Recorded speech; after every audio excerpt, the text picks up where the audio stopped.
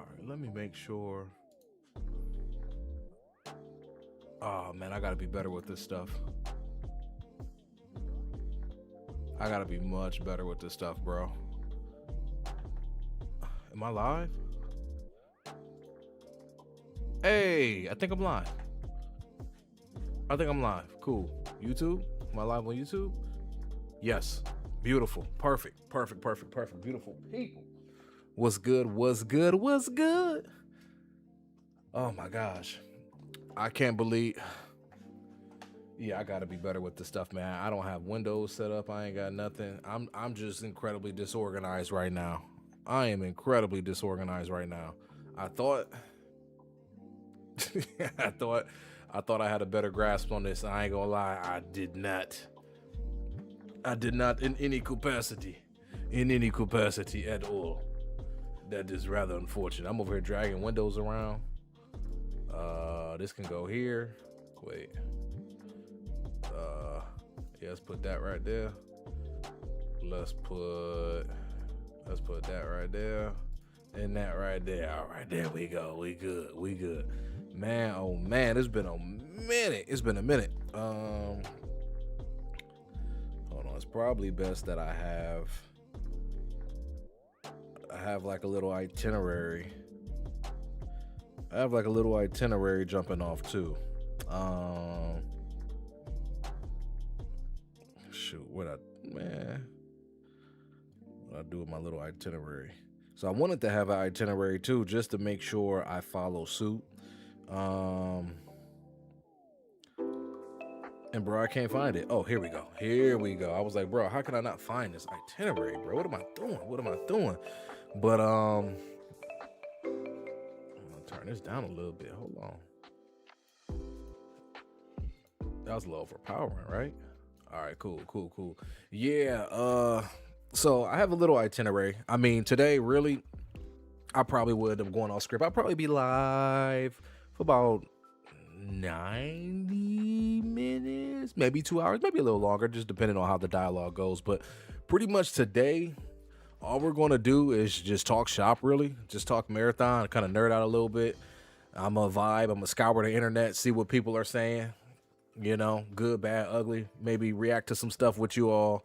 And really, I need to learn the history of marathon. I need to learn the lore. So we'll probably jump into that as well at some point. But really, we're just going to sit back and talk shop to start, you know, nothing too crazy.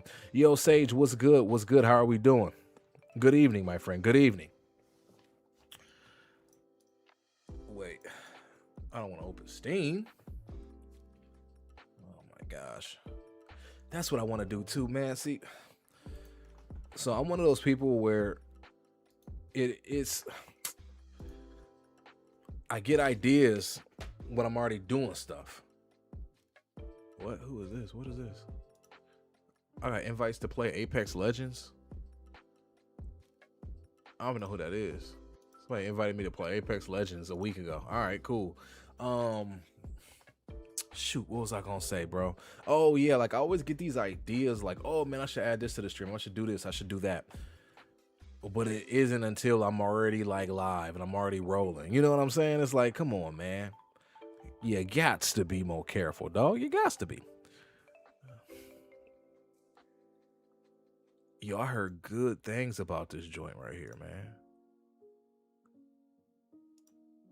All right, cool.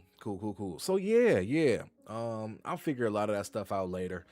Like I want to add a chat, like my live chat to like this window.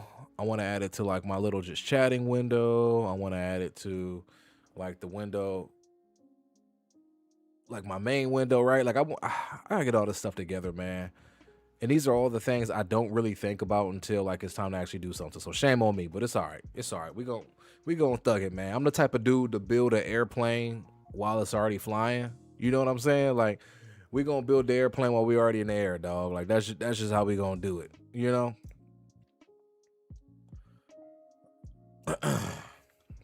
But yeah, with that being said, I'm not gonna lie, I just turned the air on because it was stupid hot up here, yo. I might need to slide a little hoodie on. I can't even lie to you.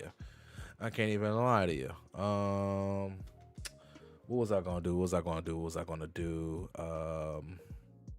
Yeah, man. So we gonna just kind of kick back and vibe for a little second. Yo, Jay White, what's going on?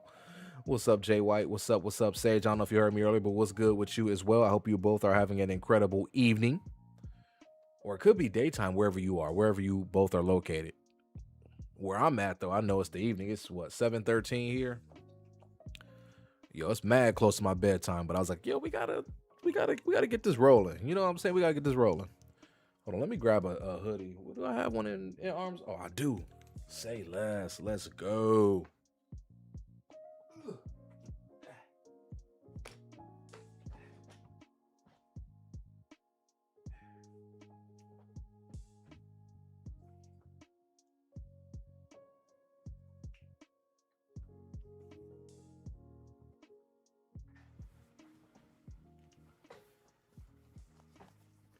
There we go, man. I needed a hoodie on, man. Like, the one thing about this place, if I have the heat on, I get crazy hot. Like, the heat blows at a ridiculous rate. So then I turn the air on and the air blows like we in Antarctica, man. It's crazy. Ooh, my hairline's looking toasted. Oh my gosh. That's all right. Thursday, this all gone anyway. I'm taking the whole wig down, baby. Hashtag team ball. Jay White, what's up? You said you decided to get your master's degree. Let's go. Well, congratulations in advance, my friend. Congratulations in advance. That is dope. What will you be getting your master's degree in? Or what will you be going back to school? Yeah, same thing. Going back to school, getting your master's degree. Sage, you're at the gig. You're just trying to consume anything marathon. I feel you. That's really where I'm at right now. We're about what? February has 28 days. So we are, February 3rd. If I do quick math, March 5th, we're what? Is that 30 days? 31 days away? Hold on. Let me see. How close are we to March 5th? Let's see what this fool say. There are 30 days until March 5th. Yeah, so we're 30 days away, yo. 30 days away. Oh my gosh, I can't wait. I'm a nerd out, man. I'm going to absolutely nerd out. I'm already calling off of work and everything. Like, I already got that time in the calendar. Like, can't nobody stop me. You know what I'm saying? Like, can't nobody stop me. Game design, that's what's good.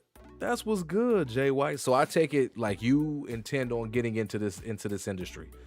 The industry. Are you like, well, okay, let me ask you this. What is the dream job for you? Like, who would you work for? Or are you just kind of like, whatever, like, give me anything and I'm gonna make it work. Give me lemons, I'm gonna make lemonade. Give me orange, I'm gonna make what do you make with oranges? I'm gonna make dreamsicle popsicles or something, you know? Live ops director for Bungie. I don't even know what that means, man. Hold on. I gotta Google that, man. Dang. We only 8 minutes into the stream and we Googling already. That's all right. Live ops director definition. And I can't even spell. This is crazy. Come on, man. Embarrassing me. A live ops director is a senior leadership role primarily in the gaming industry, responsible for driving the game's long-term revenue, engagement, and content strat. Also, you gonna be the one giving us the microtransactions. You gonna be the one making sure that we got. No, I'm just kidding. You probably ain't gonna do all that, but okay. So you'll be the one ideating. You'll be the one making sure, hey, look, this is what the roadmap's gonna look like. You know, in the next 3 months, 6 months, a year. You'll be the one overseeing all that. Of course, probably still like microtransactions, finding ways to have great player retention, engagement with the product, and all that stuff, huh? That'd be dope, man. That'd be dope. I wonder, is this something easy that I can do? Live chat. Is it a plugin? Is it a plugin for OBS? Chat box?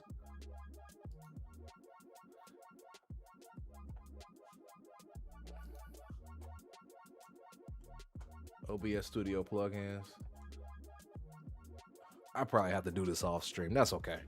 I'll make sure for the next stream I have my live chat because I want my chat to like. I want the chat to be like right down here, you know, on the screen. I get that situated. Like I said, I gotta buy what the heck? I gotta build the helicopter while we flying, man. I gotta build it while we're flying. But yo, that's what's up, Jay White. Again, congratulations in advance. I'm proud of you in advance. The application process is gonna go smooth for you. No ifs, ands, or buts about it. I wholeheartedly believe that, my friend. And you're gonna be out here. When it's all said and done, you will be a live ops director at Bungie. Dang. So let me think. Yo, Jay, if you time this up right, carry the 1, plus 10, minus 5, subtract the 1. If you time this up right, you might be running Destiny 3, huh? You might be running Destiny 3 and then also possibly overseeing Marathon at that point in time, huh? Okay. All right. I see you. I can dig it. Well, shoot, man. I think. Oh, let's see. That's the dream. Hey, that's a dream that will be a reality. There's a lot of power in what we say, you know? There's a lot of power in what we say. So I encourage you every single day in some way, shape, or form. Remind yourself, say, I will be the live ops director at Bungie. Or I am the live ops director at Bungie, right? Say it to the point where people that see you look at you like you're crazy, man. What is this dude muttering? You know what I'm saying? And what starts to happen is your actions start to really follow suit, you know? Like I've been telling myself, like I am a full-time content creator. I am a full-time content creator, right? Like I've been telling myself that maniacally. And next thing you know, I've consistently uploaded long form, short form, or, you know, I've uploaded something. I've uploaded something consecutively since January 13th. And I've had, like, this is so far the best month I've ever had in creating in my life. You know what I'm saying? And it's just, my actions are starting to follow suit, right? I'm starting to like really, really believe that, you know? I guess it's the fake it till you make it mantra or something along the lines of that, you know? So heck yeah, man. What? I just look down. I'm like, dude, what is this under my foot? And it's one of my dogs, man. Just knocked out, just done, out for the count. Like he just worked a 9 to 5 today, man. It's ridiculous. And then my other one's over here on the bed looking at me like, bro, what you looking at? I'm looking at you. I'm looking at you. Both of these dudes are super sleepy, man. Well, shoot. Let's see. I almost hit stop streaming. That would have been terrible, dude. Been my dream since 2004 after playing Halo 2. You never thought about anything else? Dang. So this is 20 plus years in the making. Jay, this is your destiny, my friend. This is your destiny. This is your soon to be reality. Non-negotiable. Let's go. Let's get it. Let's get it. Oh man, I love that, yo. Clee, what's going on? What's up? What's up with you? Good evening, my friend. How are you doing? How you doing, Clee?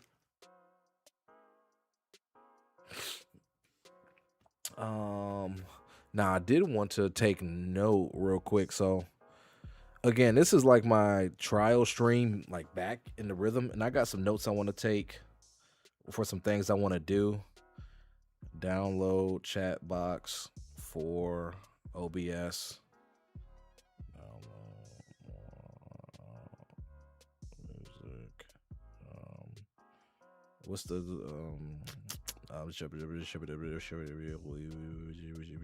what's the name? Okay, I just remembered. Okay, I want that. I want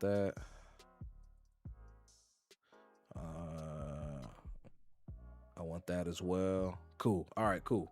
Yeah, you know, I just had to take some notes right quick. Because I definitely, by the time Marathon releases here in the next 30 days, I definitely want the stream to be crispy and on point. You know what I'm saying? Because I will be streaming a lot. You all right, Clee? You start a new job next week, and surprisingly, it's one with your degree being used. Hey, congratulations, Clee. Congratulations. What will you be doing?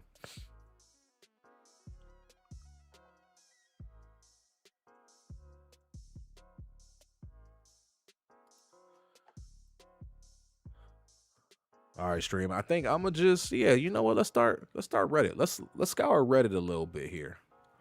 You know I gotta go to the marathon Reddit. No, I gotta go to the marathon Reddit. Let's see what we got here, yo.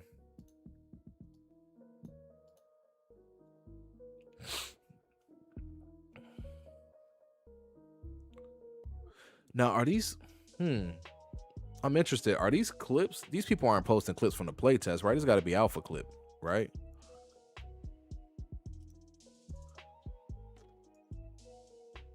Oh, but it's not an alpha clip because Marathon posted it. All right, cool.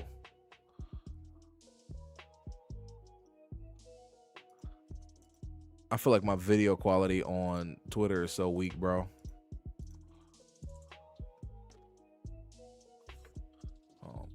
Pause this. Is my PC turned up all the way? Oh, my stupid mix amp. All right, there we go. I was like, bro, why does it sound so quiet? All right, let's see. It's another team. It's another team. Whoa. On the roof. On the roof. Hold on. Why did it just skip on your boy? Hold on. I want to see the clip in totality, baby. What's up? All right, let me see. Was that? It's another team. It's another team. Whoa. On the roof. On the roof. Destroyer. Okay. Is that a skin? I think he got a skin on. How you got a skin on in the playtest, big dog? Heal up. I forgot they changed the way that the health bars look a little bit. Get your strafe on. There you go. That's a good knock. That's two. There's only one up right now. now. Oh my gosh, I love the thrusters. On my ping. I'm pushing him. Nice. Oh, he just EMP'd him. Oh, he was ready for the counter. Good. Yep. He was ready for the counter, though. Oh, my gosh, bro. Oh, injected in my veins, baby. Injected in my veins. I do have to highlight this, though, right quick. Is that a thief, bro? Planking, face down, booty tooted. Hey, come on, thief. Is that a thief? That might not be a thief. That might be a triage, but they face down, booty tooted, dog. Sleep. That's great. And they clean them up here, man. Oh my gosh, I can't wait to get back in, bro. I can't wait to get back in, yo. I need this. I need it. I need it in my soul, dog. I need it in my soul. What does dude say? What a red lock over bag mean? If a teammate kills someone, others can't loot the bag for a certain period of time. Maybe changes depending on total damage contribution or whatnot. Wait, what? For real? Hold on. It's another team. I should have just watched the video from here on Reddit, huh? It looks the same. On the roof. It actually kind of look a little better. Wait, where was the bag red? Was it when they were On my ping. Nice.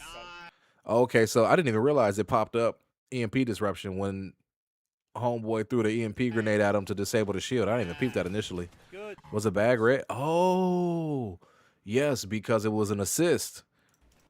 I was paying so much attention to dude planking right here. I didn't realize that the bag was locked. So the bag, so either it's a timer or you got to loot your kill first.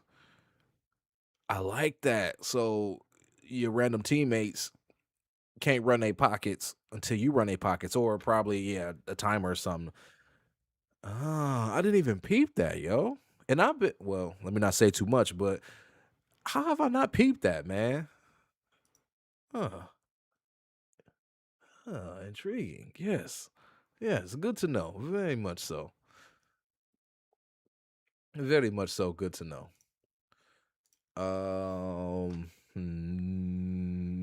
My bad, Clee. What'd you say? I'm over here zoned out.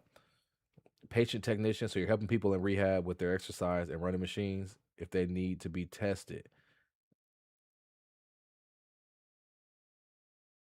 Why am I waiting so long to process? Oh, so so you'll almost be like a rehab specialist. So you'll be helping people with their exercises and then, helping them kind of rehabilitate and things of that nature. Okay, that's dope. That's dope. So you'll in a way like you're pretty much going the route of because Clee, correct me if I'm wrong, but you got an exercise science degree, don't you? Would you say, Clee, your current job funny as hell? They already put a listing out on Indeed for your position. Hey man, look, they'll chase you till they can replace you. I'm telling you, man. That's all good, man. Congratulations on the new job, though, Clee. Kinesiology, but pretty much okay. Okay, so yeah, you'll be actually using your degree. That's dope, man. That's dope. David, what's going on? You've been consuming every piece of marathon content on YouTube. Extremely hyped for this game. There's only one thing you would really want change, and that's the TTK. It's a little too low for your liking. Is it low? Um, I will say the TTK is a little bit forgiving, or excuse me, forgiving. But when you land crits, you can put people down real quick, yo. You can put people down real quick. Um, you just got to hit them shots. You know what I'm saying? But the TTK is a little bit thick. It is a little bit thick. There's a part of me that kind of likes that a little bit, just a bit, only because it gives me the chance to react and be able to respond. On the other end, when I'm fighting somebody and they catch me lacking, right, where I crack somebody and they flip the script on me, that's when it sucks, right? It always sucks when it happens to you, but it's nice when it's in your favor. You know what I'm saying? So, uh I need to play the final build. When the game releases, I need to play the final build and like actually really sink my teeth into like the TTK and feeling that out because like the play tests really didn't line up with me that well. Like whether if I was traveling or already had events planned, so I didn't get to like really dive in as much as I wanted to throughout these play tests in the fall. So I kind of just gotta wait until release, man, to like definitively say if the TTK is like way too long, too fast, etc.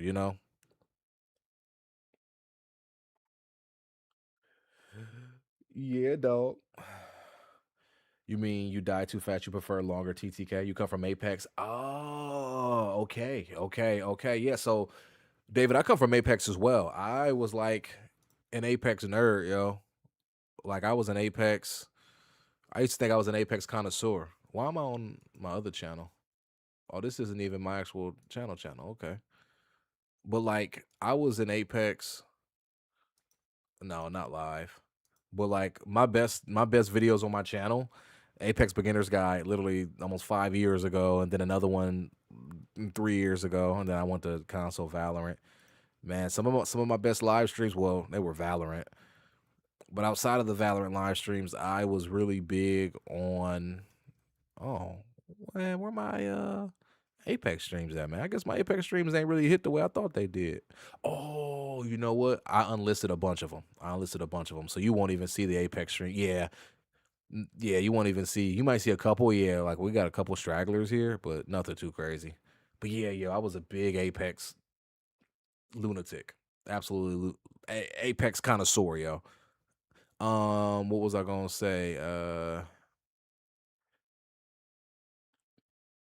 Check this clip out, David. Check this clip out. So like I literally just looked at this. Let me know what you think about this TTK right here. It's another team. So like this individual's using a burst rifle, like a burst AR, right? Let me know what you think about this TTK right here. On the roof. Yep. When he starts shooting back. I will make a rotation. Correct. I gotta heal. All right, heal up, homie. Heal up. I'm trying to show the homie David.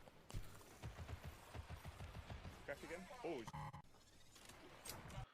By the way, I literally just realized that like they made this arc raiders. They made the healing arc raiders.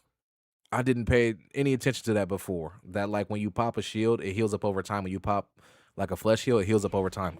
Did not realize that. Wow. Okay. Cool. So you see he's cracked and now he's hitting flesh. Down one. So that took him. How many bursts that take him? So he has 39 in the clip. So he gets what, 13 bursts here? I mean, he misses some shots, but let's see. So he cracks his green armor. So he only had two little armor slots. He cracks that in 2 bursts. Or like two to three. He misses first burst. So yeah, he cracked it in 2 to 3 bursts here. And then knocked him with an additional 4 bursts. With some bullets missed here and there. So he's down to 12 rounds. So he shot a total of 9 bursts right there with some missed. So let's say conservatively, gosh, I can't talk. Is it conservatively? Let's say on the conservative side, he landed 6 bursts. So it took him 6 bursts to get a knock there with somebody that had an uncommon shield with only 50 shield. Is that bad?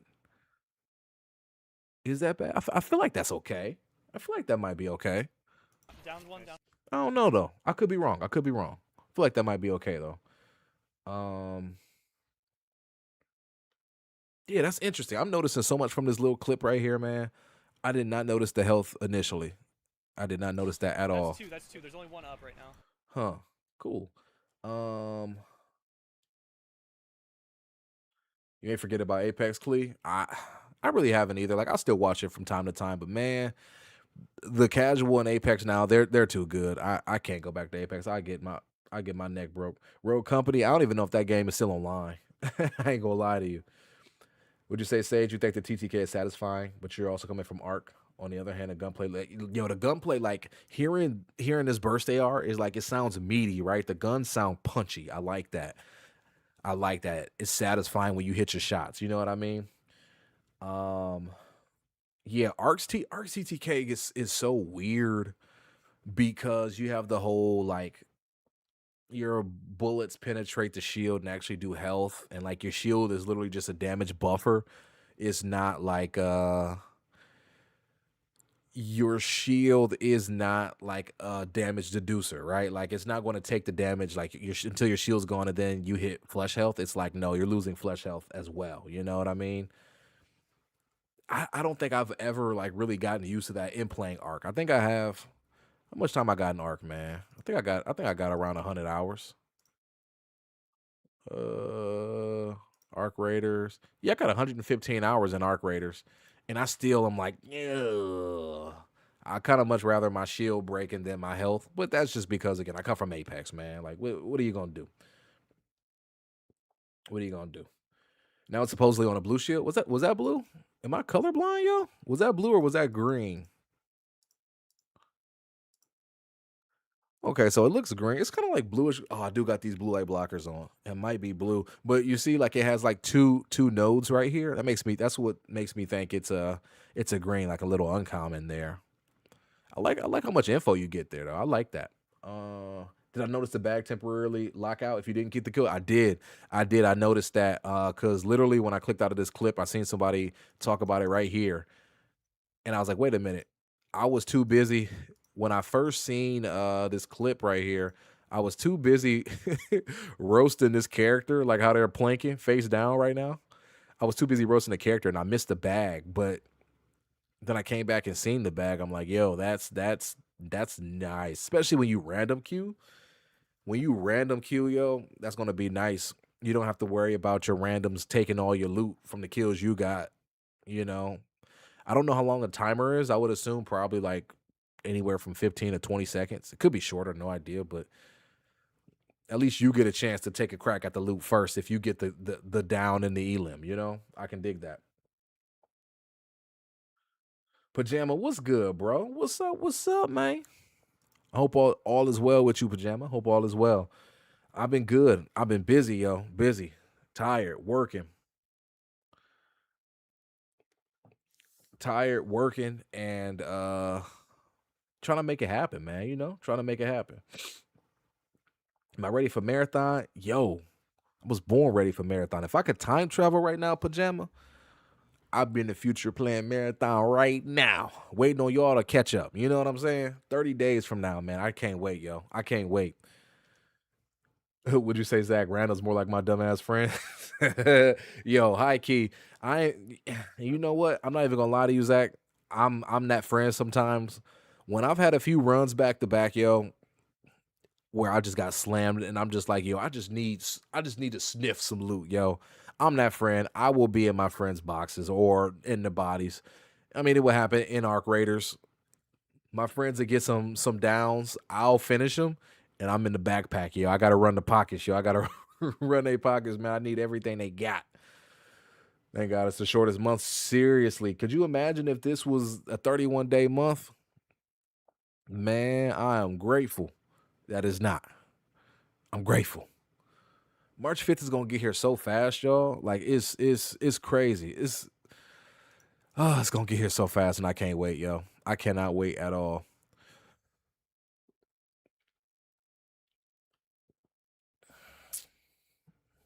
I'm curious as to how the flow of solos will go. I'm curious about that too. You know, like I know like the metas are going to be so different. There's going to be, I think, and I dropped the meta video yesterday or whatever, like what I thought, and I guess looking back at that video, I was more so referencing, I was more so like talking about squads or trios, whatever you want to call it, in terms of a meta, but like the solo meta, I feel like it's definitely going to be like assassin. It's just going to be a bunch of assassins running around. I mean, it makes the most sense because you don't have to rely on anybody. You can get out of any funky situation. So I can see a lot of assassin players. For the players that are a little bit more confident and just want to, use their kit and just run around like a lunatic, probably recons. I'll definitely see recons to counter all the assassins that are going to be on the maps. I just don't really know about anybody else. Really, I mean, you might do a few thief runs, maybe, if you want to, try to do like some eco kits, get in, try to find some good stuff and get out. Like you might do a thief run or two, just because thief has the ability to see, the rare loot through the walls and everything. I don't know. I'm very interested to see though. Very interested to see how that plays out. I've been wondering how easy it'll be the third party during the raid boss. You can't imagine it'll be easy to get there in the first place. That's a great that's a that's a great thought as well. I was wondering that. I almost feel like there has to be something in the mix, right? There has to be something like when you get to the raid boss, or like it's a heavy PvE enemy, there has to be like a door that closes behind you where no other team can interrupt, right? Until you complete that boss or you die in the encounter. There has to be something like that so that you have a chance after the encounter is concluded to, loot the big bad, get whatever you need to, and then the door opens. And I mean, there's going to be a team camping you, right? Like, so maybe they give more than one way to get out of that room, right? So like imagine there's like a room. Hold on, do I have paint on here? Hey, paint app. I haven't used the paint app in like 50 years, right? So like imagine, I'm using this at a high DPI. Oh, I'm cracked. Imagine, am I on a brush? Cool. Like imagine like you guys are walking here, you guys walk into this room. This is the raid room, right? You guys fight that raid boss. Imagine if like after the raid boss is defeated, because if there's only one way in and one way out, if the room is locked, then there's just going to be teams here camping everywhere. And the moment you come out, you're done, right? Like you're just going to get rocked. So what if there were multiple doors? Like let's say there were 3 doors that you have the opportunity to leave manually. Like you got to go, press F on the door to open it. So that way the teams might line up here thinking you're going to come out of this door, but in reality, you guys head out of that door and you can scurry away. You know what I'm saying? Or at least have a chance to reposition, get to an X field before these teams decide to, pull up on y'all and, throw hands, right? That's kind of how I picture it. I could be totally wrong though. I could be totally wrong. But that's how I kind of picture those like raid encounters being able to play out,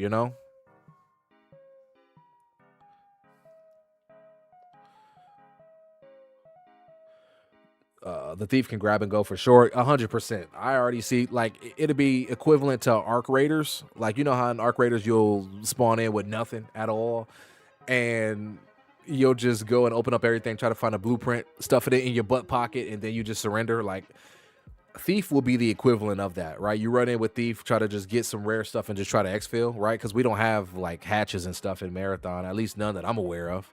So I can see something like that working. But Jammin, you've been good. You just have been working a lot, waiting for a game to scratch your itch. I feel you, yo. I feel you. I'm not gonna lie. I thought Arc Raiders was gonna really do it for me. Arc Raiders did for a few weeks. But then the things that initially frustrated me about the game started to show their head, you know? The third person combat, that, man, I'm not gonna lie, man. I left that in the Division. I left that in Fortnite, man. Like, I left those there, you know? And even in the Division, like, I like the Division because it was cover-based combat, so it was a little bit more akin to like Gears of War in a sense, where you could play off a cover, and even if you peeked, you can get back down, and you know, like stuff like that. Where Arc isn't quite like that, you know. It just ate at me and ate at me and ate at me, you know. Teams just third-person peeking, just waiting. I was in a standoff before for like 5 minutes, and I was like, okay, they must have left, and I popped out, and all of a sudden they pop out as well, and I'm just like, bruh, come on, man. So I just, yeah. Yep. Like, I haven't booted Arc since when? When was the last time I booted Arc? Will it tell me?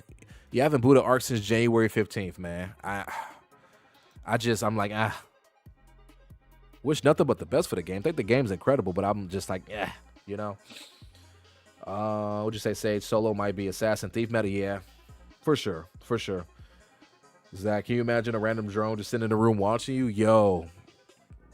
You're in here just throwing blows with the raid boss, and the freaking drone is just here just watching, salivating. You know what I'm saying? Oh, dude. I would be so sad. I would be so sad.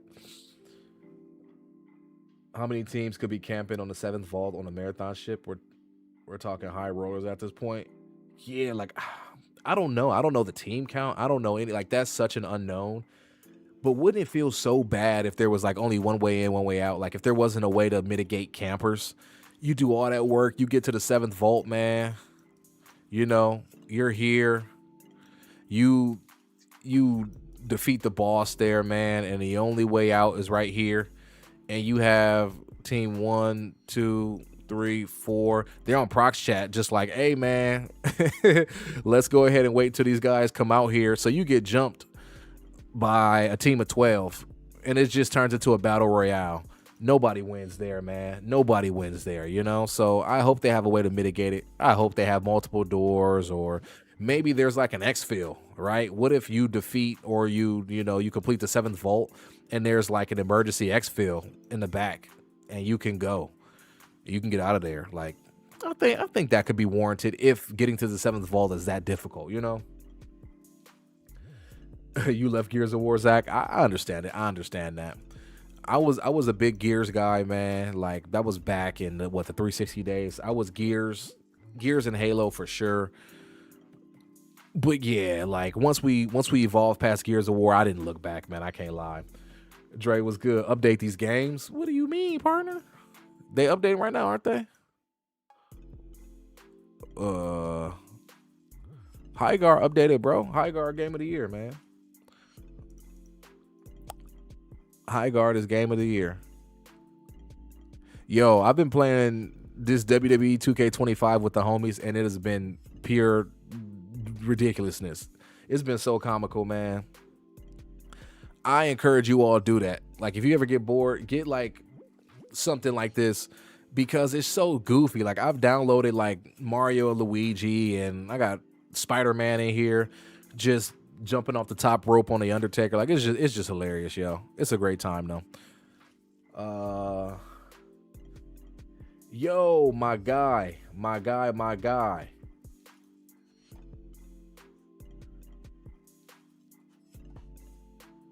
RB, how are we doing, my friend? How are we doing? I've been great, yo. I've been great. Just living life, man. Just living life. Trying to make $1 out of a penny, man. How's everything been in your camp? By the way, RB, your name is Rob, right? If I'm not mistaken, is Rob? Correct me if I'm wrong there. Dre, you said remove that from the library? Never, bro.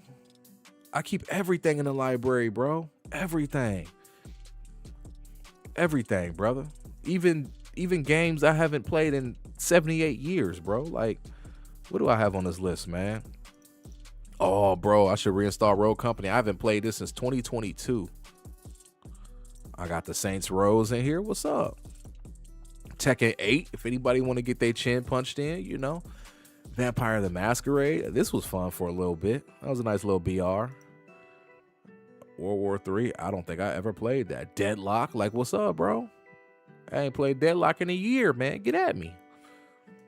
Arena Breakout. I got an update for Apex. Goodness gracious, man. Destiny. I got over 1,000 hours there, man. That's hilarious. You can't beat that 5v5 in high guard. That's what I'm saying, Zach. 5v5 high guard, bro. They're going to have an esport for it and everything, man. $10 million prize, bro. What's up? We in there, Zach? We in there? It is Rob? Okay. I couldn't remember for whatever reason, RB, if it was Rob. I couldn't remember. But then I remember when we played Destiny that one day, I think your name on there was like Rob. So I'm like, oh, okay, Rob. Cool. So it is Rob. All right. Awesome, man. Awesome. How have you been? What'd you say, Dre?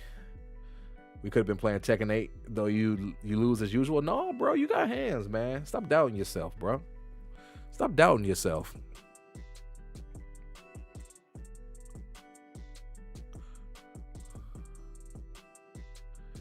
Getting off task back to marathon. Oh no, you good, man. You good. Bro, we just out here just chilling, talking. I'm just scrolling Reddit. I will probably in like 10 to 15 minutes. I'm putting on the lore for marathon. I'm actually gonna pull that video up right now.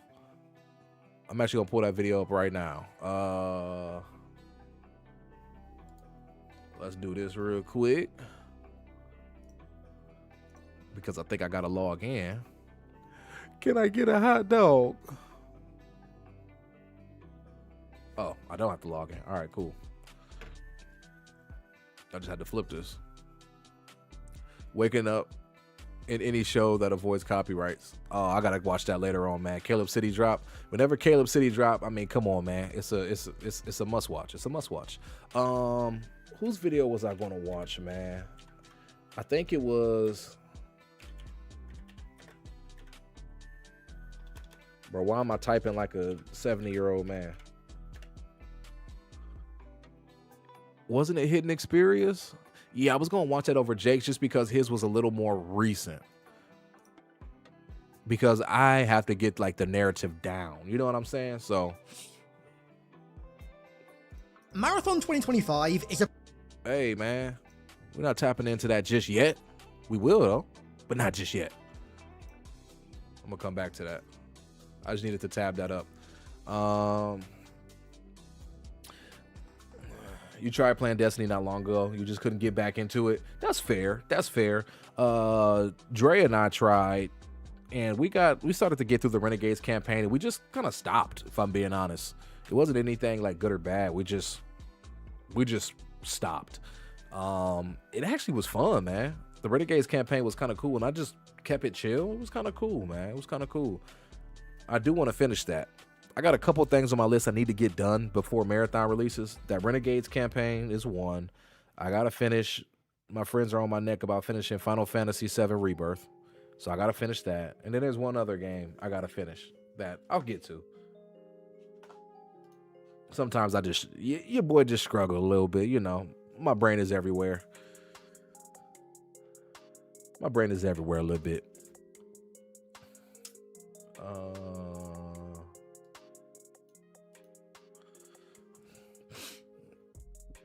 All right, what we got here?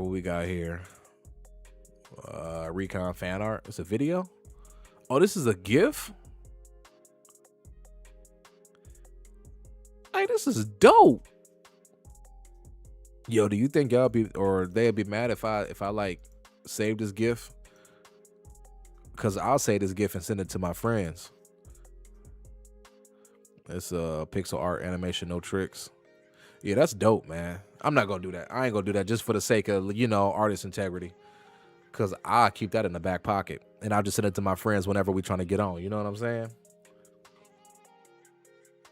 Am I still on chapter 3? I am, brother. I am still on chapter 3. To be fair, I didn't put it in my calendar to play any at the beginning of this week. Mondays and Tuesdays are my busiest days, so I haven't had a chance to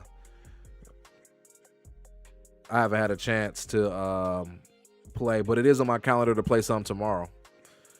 So I will pick up in chapter 3 tomorrow, and you know, you said save the gift. Save the gift. Yeah, I might do it. You know, I might do it offline, and I'm gonna just send it to the homies when it's time to, you know, it's time to marathon up. You know, Recon represent. You know it. You know it. I will say though, I am probably gonna be a destroyer, man. I'm probably going to be a destroyer main, you know, or I'm going to try. We'll see. Because I very well say that. That's just like when Apex Legends first came out and I was like, oh, I'm a Bloodhound main. That didn't last for too long. I switched to Bangalore like in a matter of 3 or 4 days and never looked back, you know. Would you say, Rob, after 10 years of playing Destiny, you quit the game last year? Edge of Fate messed up everything for you. Plus your friends stopped playing. There's nothing to do at this point. That's understandable. Destiny had its runs, man. Destiny had its run. That's the thing. Think about that, Rob. Like, we played Destiny for 10 years. Like, there are a lot of disgruntled, like, Destiny enthusiasts, which I understand. I empathize with, right? Like, I've been playing Destiny since D1 Alpha days, right? But at some point, we got to recognize that, like, you know, we got to take it out back. You know, now I would have rather wished, or I wish Bungie had, like, thought about that and, you know, made a Destiny 3 and, you know, got that ball rolling, which they just tried to implement Destiny 3 into Destiny 2. And it's like, it still feels the same. So, you know, but I mean, Destiny had a run, yo. It had a run. Now, honestly, it's like, hey, Destiny, you could take a nap. There's rumors that they are in early conceptual stages of Destiny 3, right? Like, you know, Marathon does a run, and then Destiny 3 comes out in, like, you know, 2032 or something. And, you know, hey, we all happy, go lucky. Who knows, though, man? Who knows? I see the details for Apex Year 7. I have not. Streamers who play early are coming out. Bloodhound's getting a buff. Really?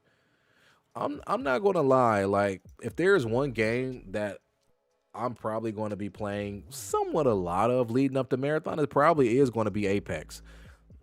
Just because, like, the feel and, like, the flow, like, not that they feel one-to-one, not by a long shot, but if I can get back cracked in Apex, that's going to have so much carryover into Marathon. Like, it has to, you know what I'm saying? So I might make a run. I might fool around here intermittently. And, like, you know, work back up to, like, plat or something like that and rank to just fool around. Just see if I can get crispy. I might do that. I'll have to really tap into the details there, yo.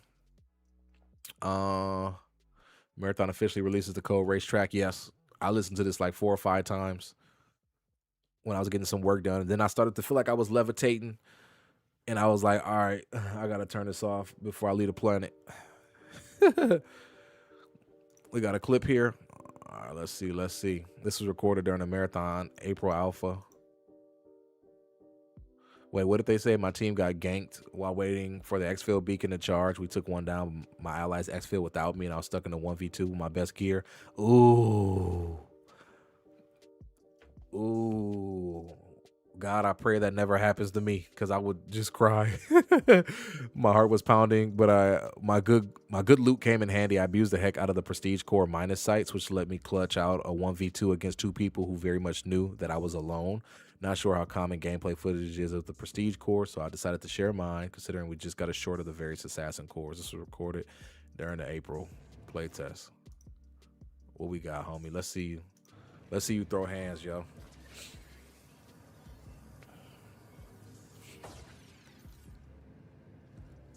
I love he just ADSs and could just go invis, yo.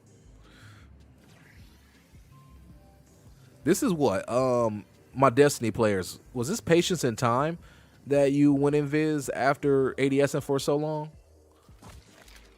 Okay, so yeah, this is the core that when you're invis from ADS and it generates heat. Okay.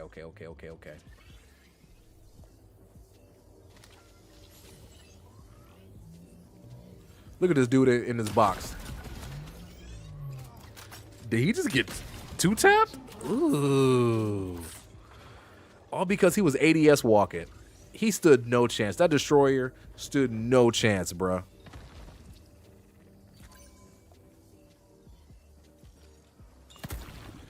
And then he's just backing up in invis. Hey, man, this is kind of ridiculous. So the destroyer got clapped. Who's this last player? If this is a recon player and they're not using any util, I don't know what to tell them.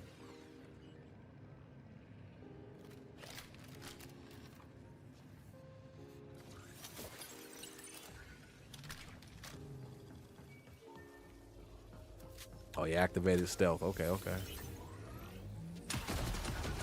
Oh, it was another void.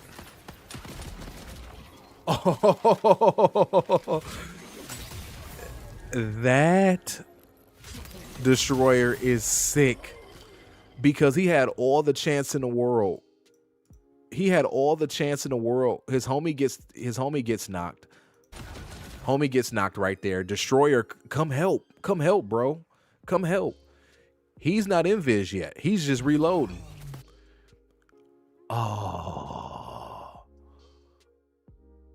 Oh, what are you looking at, bro? What are you looking at? This had to time up perfectly. Like, he just had to come around the corner and like completely miss where he was, and now he's just shooting at where he was, right? Because he just went invis. And this destroyer had to be a guppy, man. What's his name? Sherpa mine? Hey, man, bless your heart, homie. Bless your heart. That's all I'm going to say. Oh, my gosh. Unfortunate. Dang, yo. That's crazy. That's crazy. What'd you say, Drake? Go ahead, send an invite when the time comes for Apex. I got you. Cause hey, bro, I know you wanna bust some heads too, man. Where I be still playing Apex right now. You're heavy on Marvel Rivals. I can dig it. I haven't given Marvel Rivals another chance since the game came out. I'm not gonna lie. Your Apex player since D1. Marathon's gonna be your extra game. Okay, cool. So Marathon is gonna be your jam, like your secondary jam. Okay, I can dig it. Runners that they go invis. That's Assassin. So it used to be called Void. So Dre, he had a prestige core on, which is like a mod. So he pretty much had like an exotic mod on that made him go invis whenever he ADS'd. Like, yo, that is crazy, man. And that's just one of many mods. The build crafted in this is going to be incredible. Wish they add more finisher animations. Oh, Zach, you know for a fact they're going to. They're going to, yo. They have to. 110,000% they're going to, right? Do you remember Destiny 2 when they first brought finishers in and we all just had one specific finisher? Now, if I booted up Destiny 2 right now, I have like 20 finishers, yo. I might have more, so I'm pretty sure the finishers will, they'll probably start with runner-specific finishers and then branch out.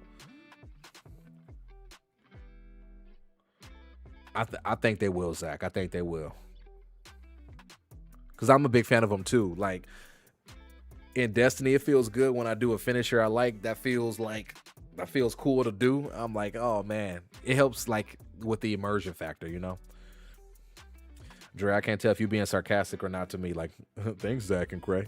I can't tell, but it's all good. You're welcome. I'm gonna play it like you're not being sarcastic, so you're welcome, bro.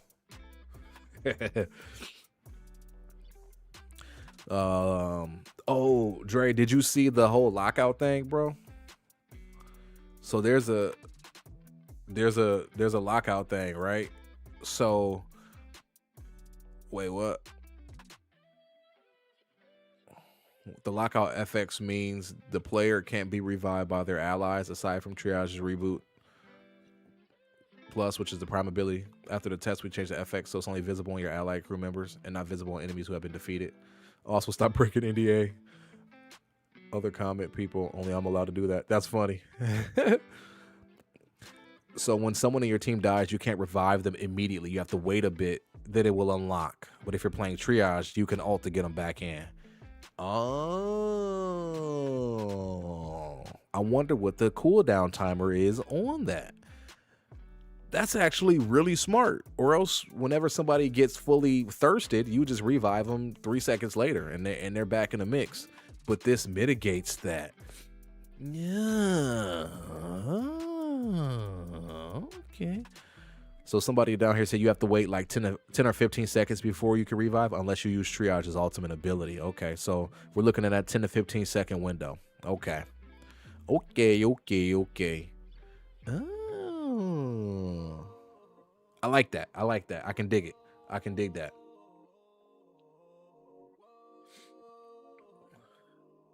You wasn't being sarcastic for once. Okay, respect. I appreciate that. Would you say, Rob, you got one legend main for each class, Catalyst, Bangalore, Lifeline, and Vantage and Altar? Oh, you go hard in the paint, Rob. I respect that. Triage sounds much better now. For real, Zach.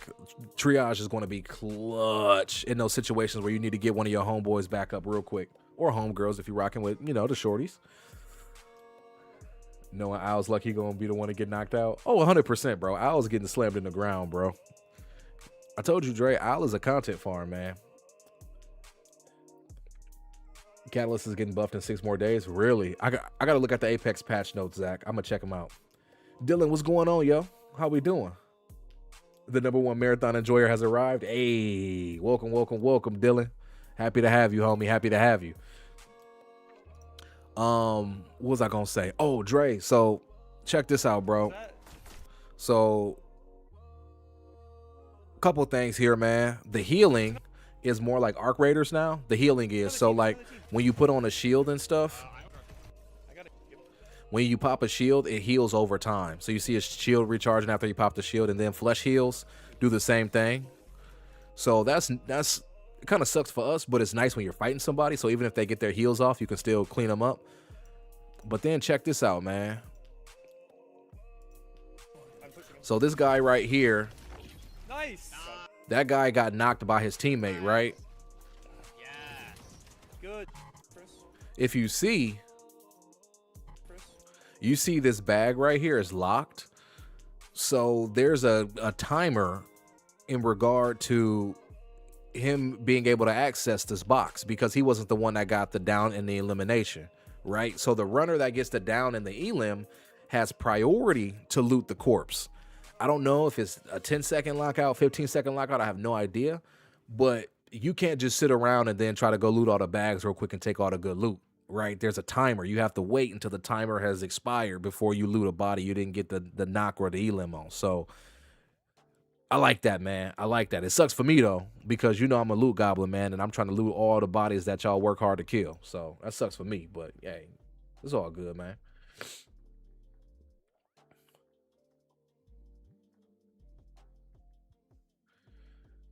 You think there's a Phoenix Kit equivalent that full heals instantly, but it takes longer to apply? I think there is. I feel like there was something in the alpha. I remember playing the alpha, and I can't remember it. I think there was something in there that was I think there was something in there like what you're saying, like a Phoenix Kit equivalent. Me and Al stay with all the loot. Hey, facts, bro. We're not gonna be able to loot anymore, bro. Or we're gonna have to wait until you loot, because you're always the one, bro, that gets the downs, man. Like either you get a down on somebody right away, or you are the person that like steals the kills. It's either you steal the kill or you work for the kill and get the kill yourself. But bro, I always end up being the assist warlord, bro. Like, I remember, man, there was a time we were playing ranked on Apex, bro, and I think I had 8 or 9 assists, bro, and you had 10 kills, and I just was sitting there dumbfounded, bro. Like, I can't get one finito? Like, what are we doing, bro? That'll work wonders for you. Yeah, I know, bro. I know. Fuse's ult would technically be a bazooka. Catalyst buffs are great as well. Yeah. Rob, when does the new season of Apex come out? Because that's probably when I'll jump back in and I'll start really playing Apex like a lunatic until Marathon releases. That's accurate, bro. I'm saying it never fails, Dre. It don't matter what we play, man. We could play Arc Raiders, we could play Call of Duty, we could play Apex, we could play Destiny, we could play any game in the world, bro. And somehow you just end up with all the kills and I get the assists, bro. And I just feel so stupid, bro. So stupid. Same here, Dylan. You gonna jump on Apex, huh? When it comes back out next Tuesday at Reset. Cool. I'm adding that on the calendar, so that'll be the 10th. Bet. Cool.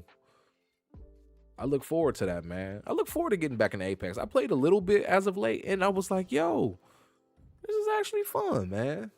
Like when I don't take it serious, it's fun. When I was creating content for it, it wasn't the most fun thing. I was kind of getting stressed out, but it's all good though. But back on it recently, running Ash. Ooh, I can dig it. Haven't played since they introduced Seer. Oh my gosh, Dylan, that's like 3 years, yo. Right, Zach? Like, geez, Louise, partner.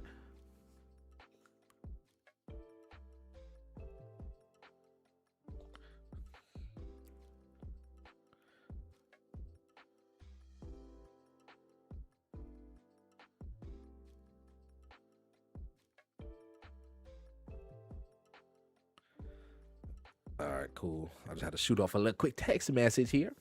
Yeah, that's a long time, yo. Seer was cracked when he launched, yo. You couldn't be on my team if you weren't running Seer, and you had to run Seer because I was terrible with him. Like I was terrible with like timing his abilities properly. I would always use his Q at the most inopportune times. I was fine with his ult, but like his tactical ability, I was terrible. I was terrible.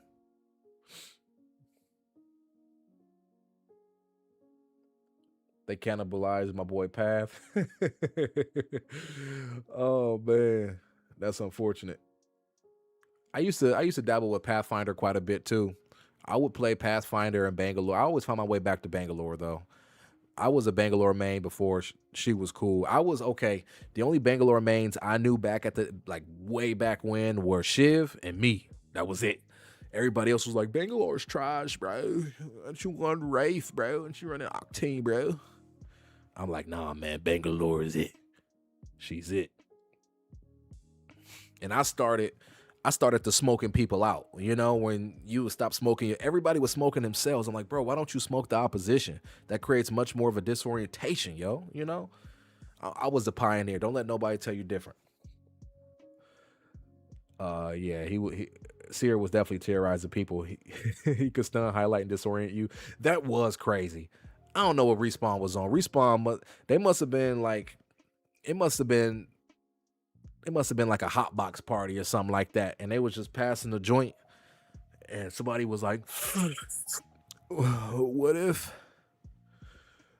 we give Seer everything in the game?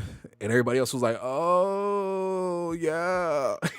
And they did it, bro. Because he was stupid on launch, yo. He was dumb.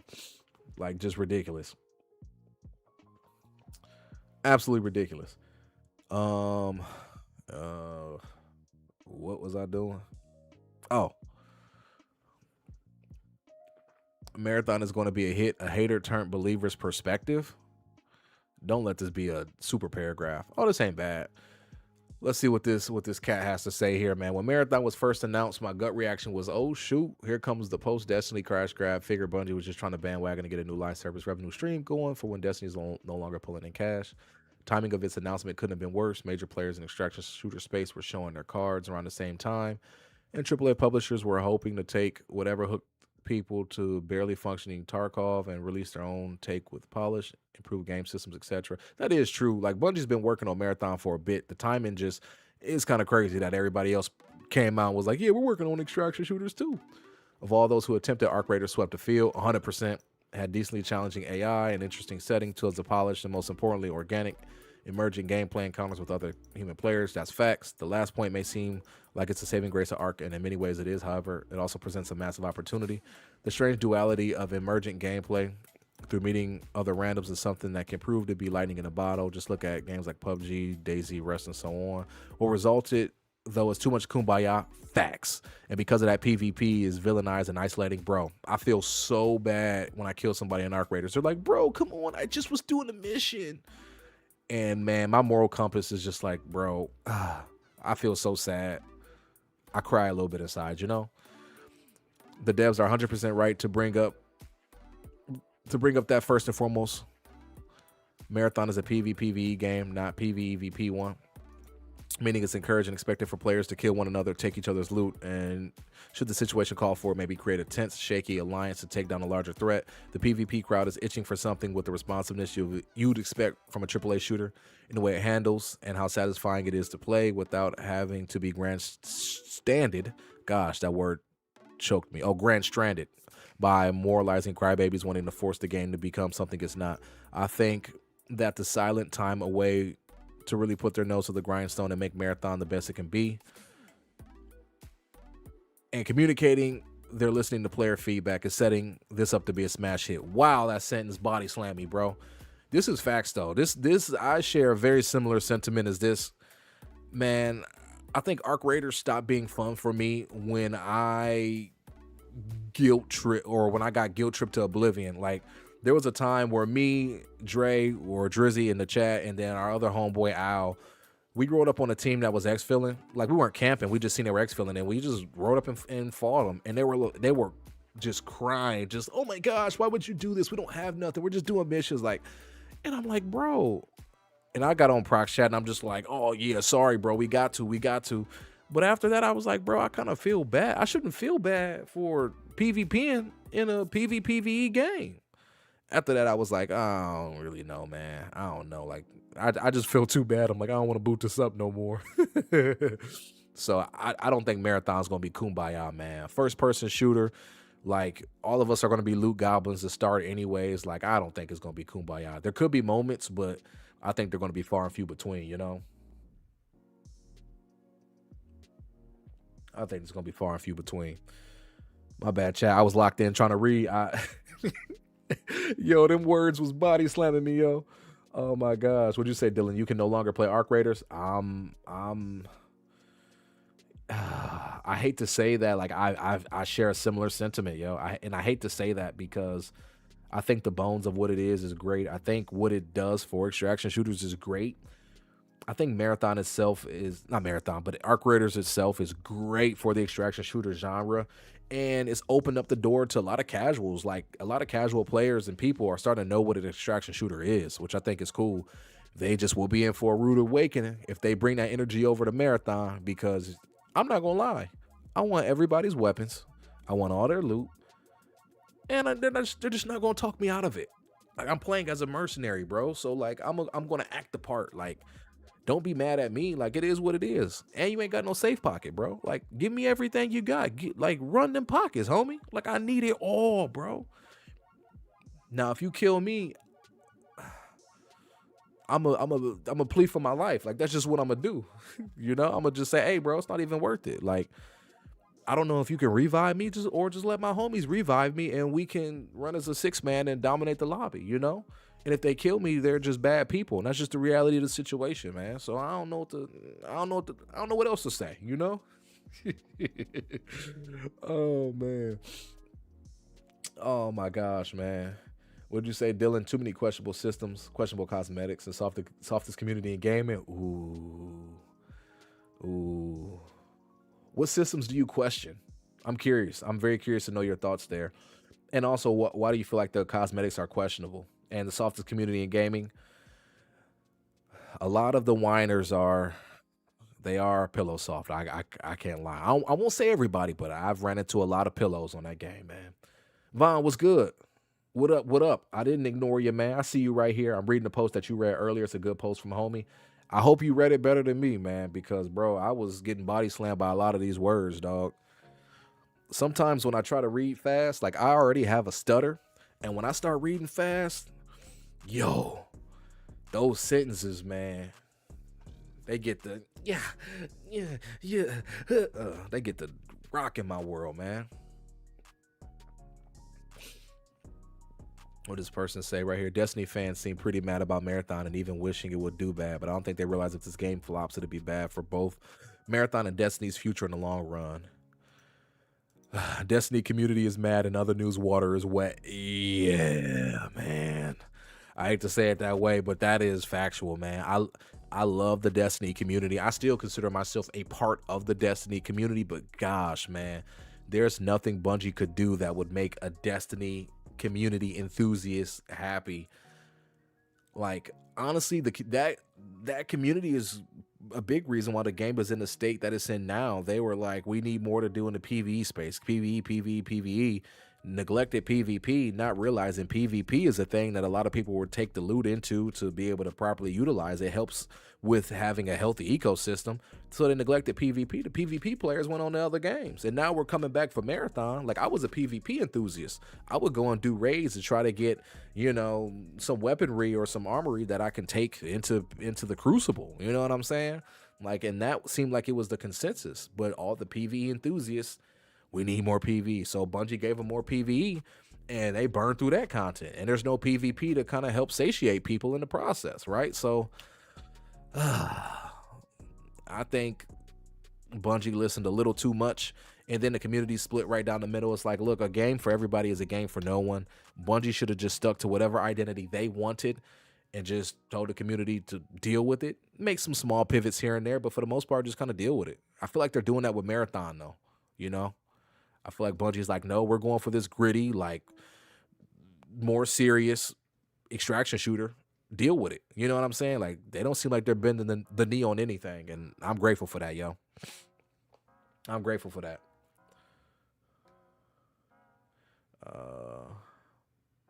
Would you say, Dylan, the mid-match spawning in Arc Raiders leads the third, fourth, fifth party? Yeah, man, that's a headache on its own, man. I'm taking down my homies and I have taken down 3 or 4 teams, man, and we still get fifth party. And like, that's the craziest thing in the world. When it happens to you, you're just like, bro, there's no way that happened. There's no way. There's no way at all.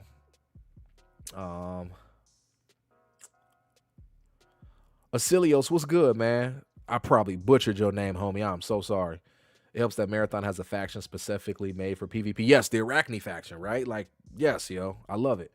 Makes people feel less like the bad guy and more like another guy just trying to make money. That's what I'm talking about, man. Like, that whole vibe right there, that whole vibe of like,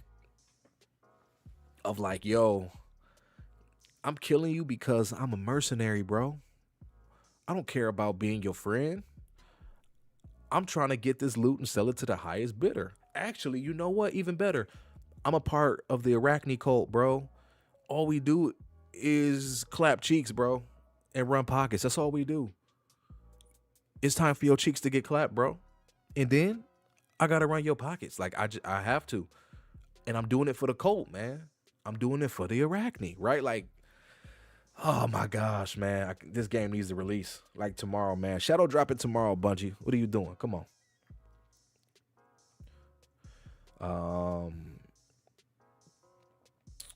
What'd you say, Dylan, about the cosmetics? Why the Abyss skin got the thigh high lace boots?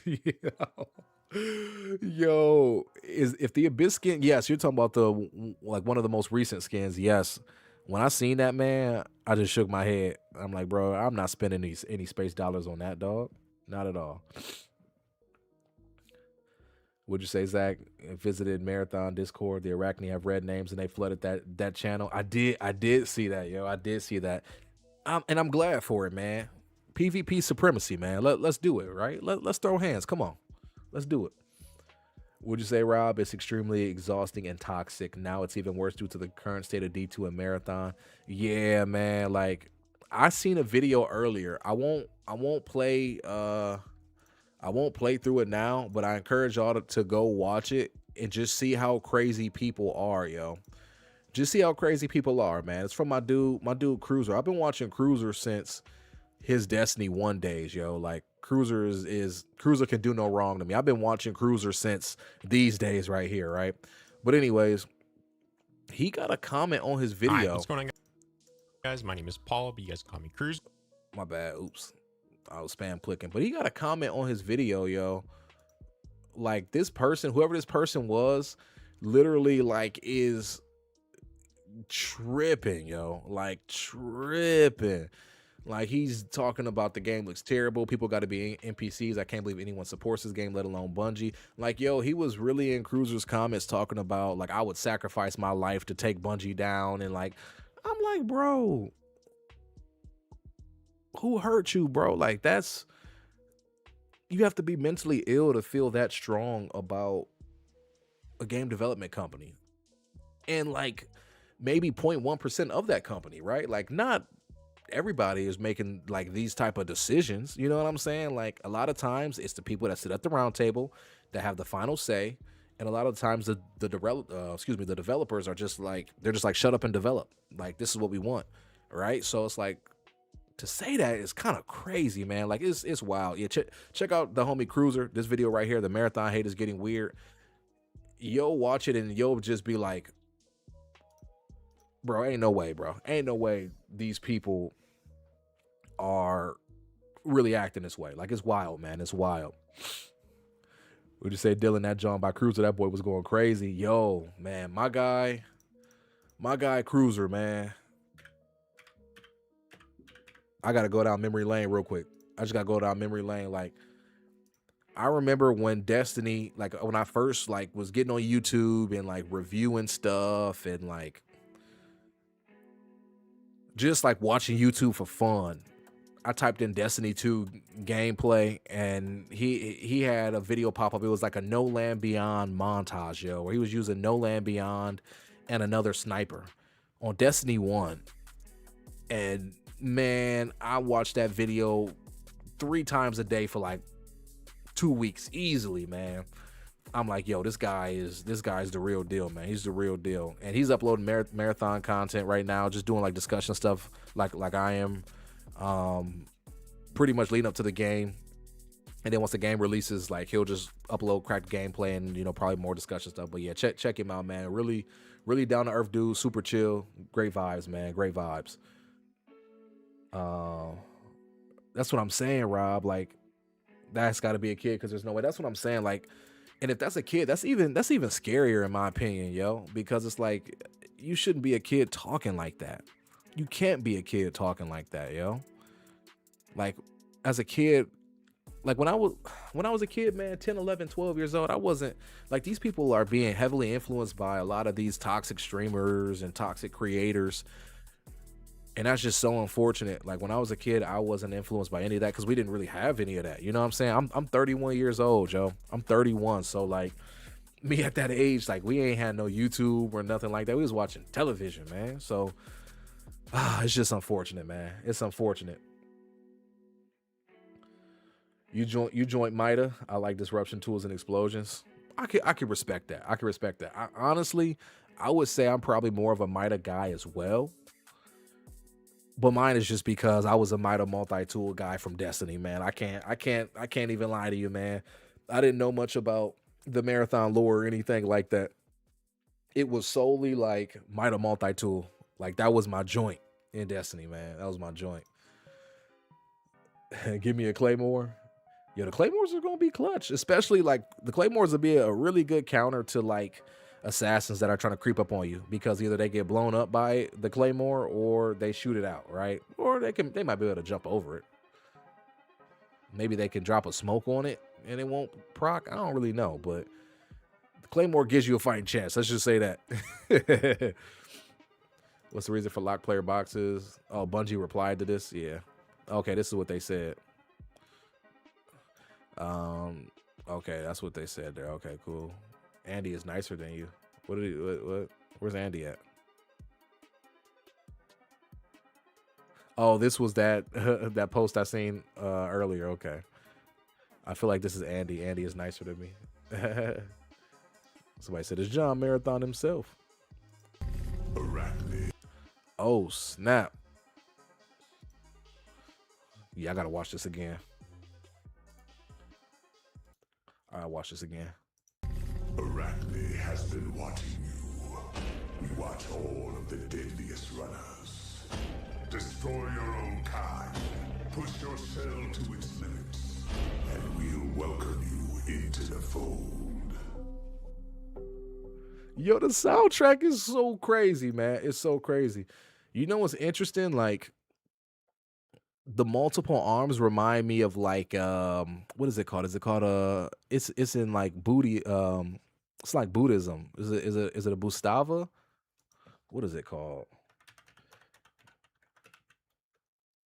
Is this what it's called? Yeah, something like this, right?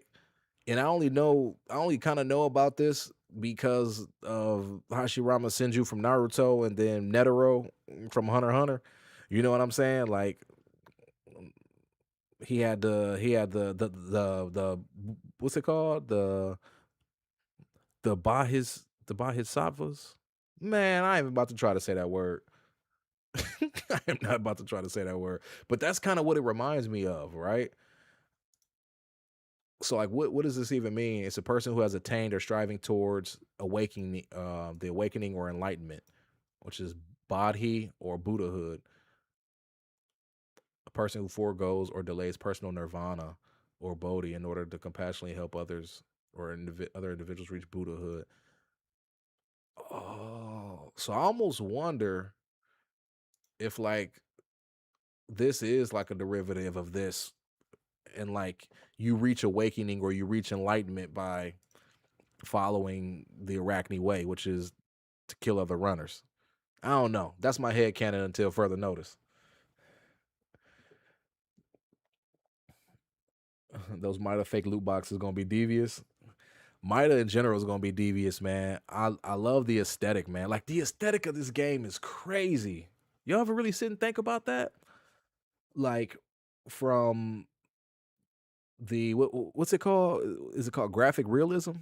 Is that what it's called? The art style? I can't remember. But you got that, and then like all the different factions, the factions all contrast one another, yo. Like these ain't cookie cutter factions, man. They all contrast one another, and I think that's so dope, yo. So dope. Like Arachne and Mida don't look alike, right? Mida and Traxxas don't look alike, right? Like, man, I need to email somebody at Bungie and be like, hey, can y'all release that tomorrow for me and my homies so we can kick it on the game, because I want to kick it on the game. Can we kick it on the game, please? Oh, hey, yo, I just thought about this too, chat. I just thought about this. We gonna get an open beta weekend at some point. I remember before, I think during the developer insight, was it developer insight, or I heard somewhere that it was gonna be the weekend before release. I don't know if that's gonna hold true or not. I would much rather it be like 2 weekends before release in case they need to work on some server stability. And also too, that's going like, I feel like that's just going to make us fiend a little bit more, you know? Hit us like, don't hit us the weekend of Valentine's Day. That's egregious, right? Like don't do us like that, Bungie, right? Where's my stupid calendar? Yeah, don't hit us this weekend, bro. Like that's not cool. Hit us this weekend. Yeah, this weekend right here, the 21st. Hit us the 20th through the 22nd, or the 20th through the 23rd. Hit us that weekend. Don't hit us the 28th to the 1st, because then the game come out next week. So that's going to be my prediction. The 20th through the 22nd or the 20th through the 23rd, we'll get the open beta. If they do a Valentine's Day, Bungie's out of pocket, and they know they're out of pocket. They're trying to end relationships, yo. They're trying to end relationships. Your bets are on February 12th, State of Play. Oh, Dylan, you are right. I forgot. The PlayStation State of Play. The PlayStation State of Play is February 12th. Imagine they showed a trailer and then say open beta available now, the 12th through the 17th. Oh, but that's still foul because of Valentine's Day. You know, some people, their significant other wants them to have it as a Valentine's weekend. You know what I'm saying? So they might be chalked for half of the open beta. Me, on the other hand, I'm very fortunate. My wife is in school right now, so we'll be able to sneak out to dinner, and then she has to get back to studying. Shout out to the school, dog. Shout out to the school. But man, Dylan, if you are right, we gonna get our whistles wet for marathon next week. Like, that's literally this time next week or Thursday next week. We might be playing marathon, yo. Oh, snap.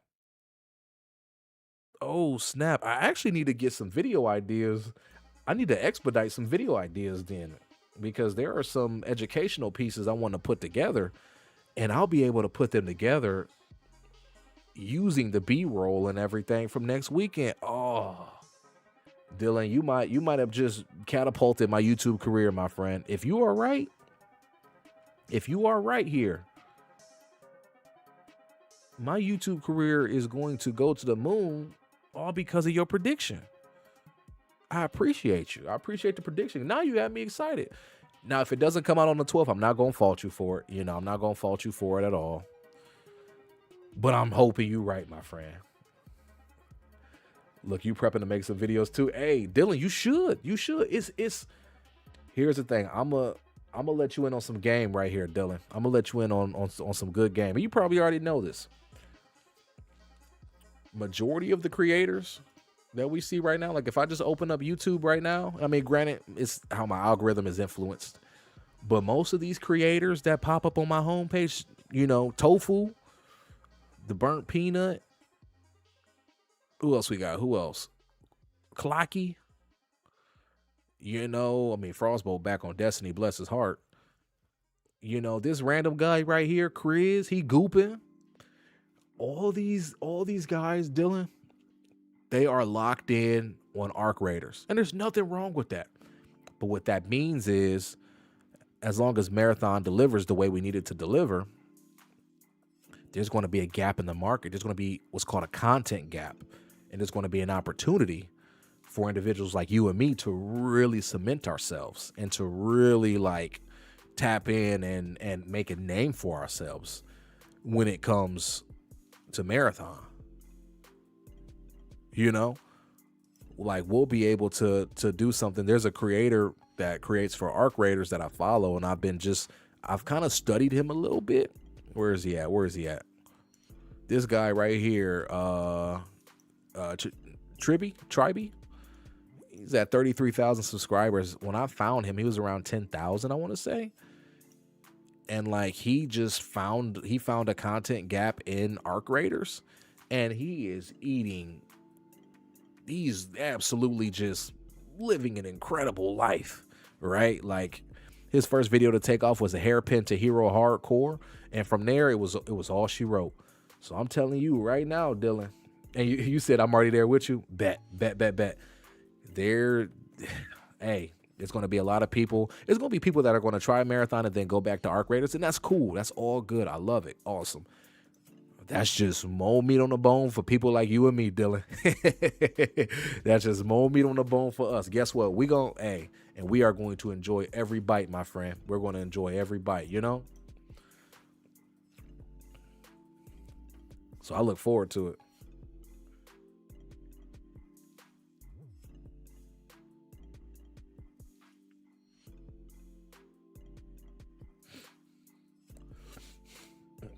So, hey, man, it's going to be beautiful on the horizon. It's going to be absolutely beautiful, my friend.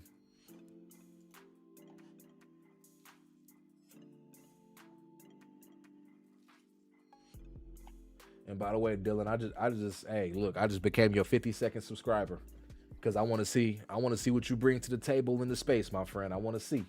I'm going to be right there with you. I'm going to be right there with you, homie. And that's a for sure, you right. Thank you. Oh, man, look, you ain't got to thank me, man. You ain't got to thank me at all. Like, I get it. I get it. And I'm in the business of supporting creators, especially creators that are like really trying to make a name for themselves and that are really dialed in. You know what I'm saying? So, man, I will be remiss to not support you, you know? I got your back there, homie. What did this person say? How do you think they will balance cores availability with new shells? I recently started to pay more attention to the game's build crafting potential and realized that in the long term, new shells could make finding the core you want for your shell harder. So how do you think the game will solve that? Oh, that's actually a good point, because of a bloated loot pool. For some context, we don't know how many cores each runner has, but looking at the ones already shown, we know Assassin has 3 blue ones. If we assume each shell has 3 cores for each color, then each will have 12 cores with 6 runners. In the game at launch, we'll have 72 cores.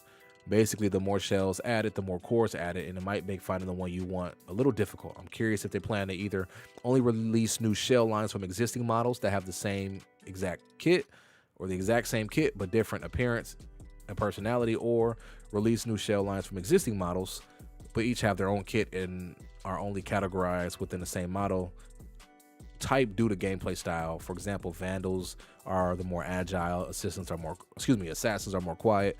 Then add multiple different functions to each core, with only one of them activating depending on which shell is being put on. Say there are 2 lines of shells within Vandal, one is Glitch, other is Luca. In this case, you might find a Vandal core that can be used in Glitch or Luca, but it does completely different things depending on which shell is using it. I think they mean a Vandal core that can be used in Vandal or Luca, but yeah, that is interesting. I didn't think about that. At all, because there could be bloat there. So there will have to be a system in play where you'll be able to maybe focus, kind of like how in Destiny you can focus engrams to try to get a certain weapon or a certain armor piece. Maybe you can, focus, I don't know, a certain amount of currency or certain items you could focus to try to get a Vandal core, right? That could be for Glitch or that could be for Luca. You know what I'm saying? Maybe something like that you can do, like maybe some type of focus system. I'm not sure, but yeah, that's actually a great question.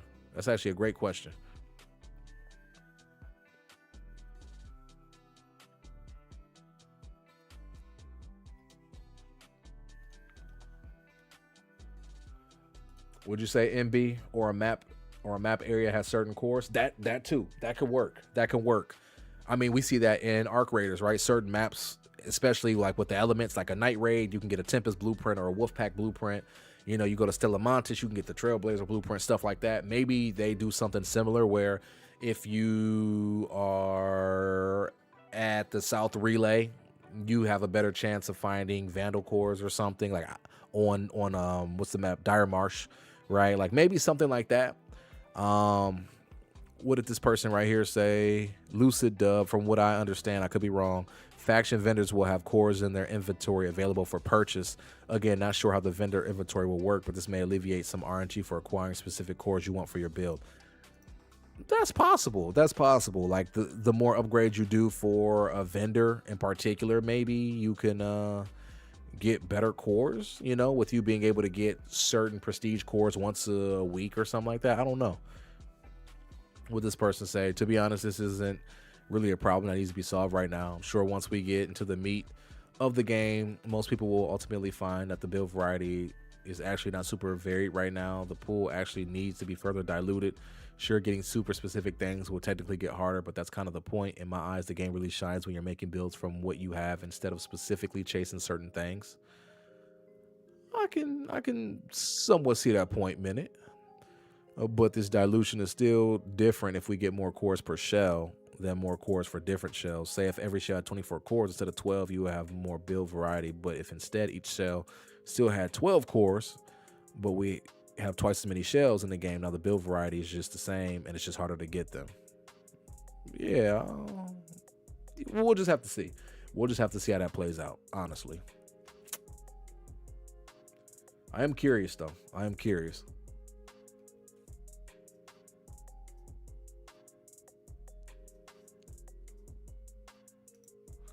Yeah, I don't know how they're going to balance that, but I mean, honestly, that's a problem for future Bungie.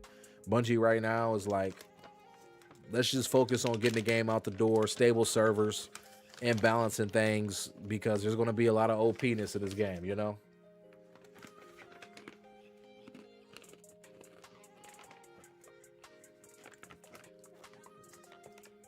These beer cheese pretzel sticks, yo, Gunsmoke.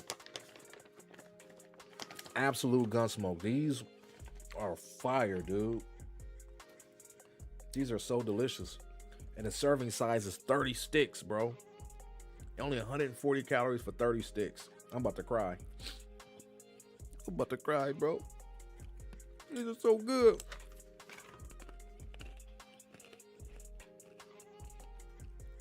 Faction themed skins were teased years ago. I don't know if they were teased. You could see a runner with some Traxxas paint being made. Obviously, no one looked at this too much, but now it makes sense. Nothing big, but I did find it cool and interesting considering now we know a bunch more about runner skins. I don't know if this quite confirms the skin. This may have just been the direction they were going years ago before the game shifted direction, right? Because this was when the prior game director was on board. This was before Joe Ziegler, I think. So I don't know.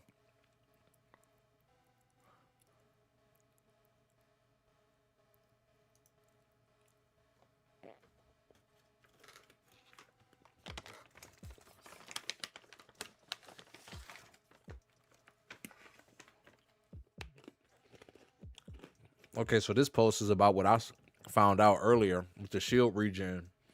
Has been changed significantly since the April alpha.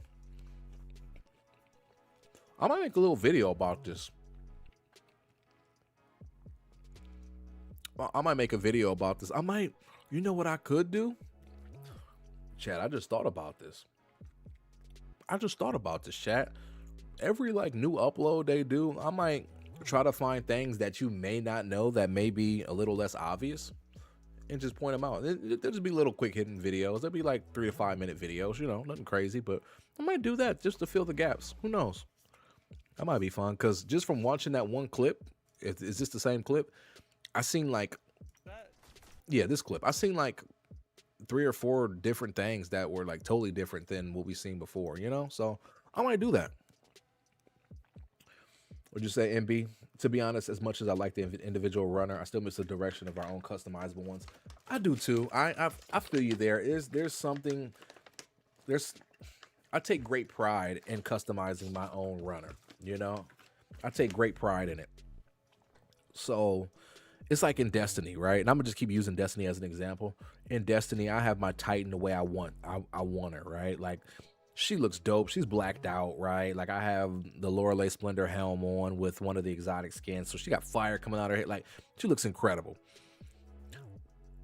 I don't really get to do that with Marathon. At least not right now. Maybe they'll make the individual runners customizable. Maybe the skins will be more customizable. Maybe we can mix and match skins to kind of have our identity. Possibly. I hope that's the very, like, if that's as good as it gets, I'll take that, you know. If we can mix and match, like if I have 3 destroyer skins and I can mix and match them, like the helmet is this, the arms are this, the legs are this, I can deal with that, right? I can navigate with that, you know, or I can navigate that, I should say. It wouldn't be the end of the world. You said the more content, the better. I like your brain, MB. I like your brain.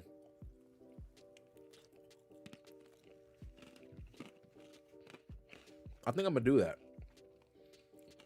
because the world needs to see. I might record that video offline tomorrow morning when I wake up.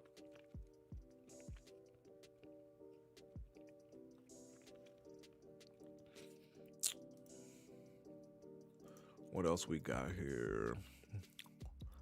Will you buy Marathon? Could it be your first extraction shooter? Oh, this person made a YouTube video. I think this is just a roundabout way of promoting their YouTube video. Will I click? In this video, I explain why Marathon. Maybe what's in the video? Yeah, they use AI to post this, but I respect the hustle. I respect it. Crunk Thug, man. Let's be real for a second. Curiosity killed the cat. What's his name? Shoot the loot. I'll put it in my watch history, so I'll come back and watch it later. I gotta support, man. I gotta support.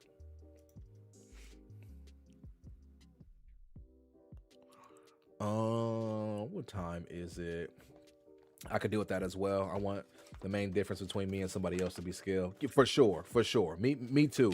Like, as long as my hands work at the end of the day, As long as I can, knock somebody out with my metaphorical knuckle sandwich, I'm not gonna complain too much. My gosh, I got a pile of clothes back here. I thought it was a person. I'm not gonna lie, I almost died. I almost left the planet right here. I would not have made it to Marathon's launch, yo. If I was a person, because my wife's asleep, if that was a person, chat, I'm gone. I'm gone. I'm gone. I'm gone.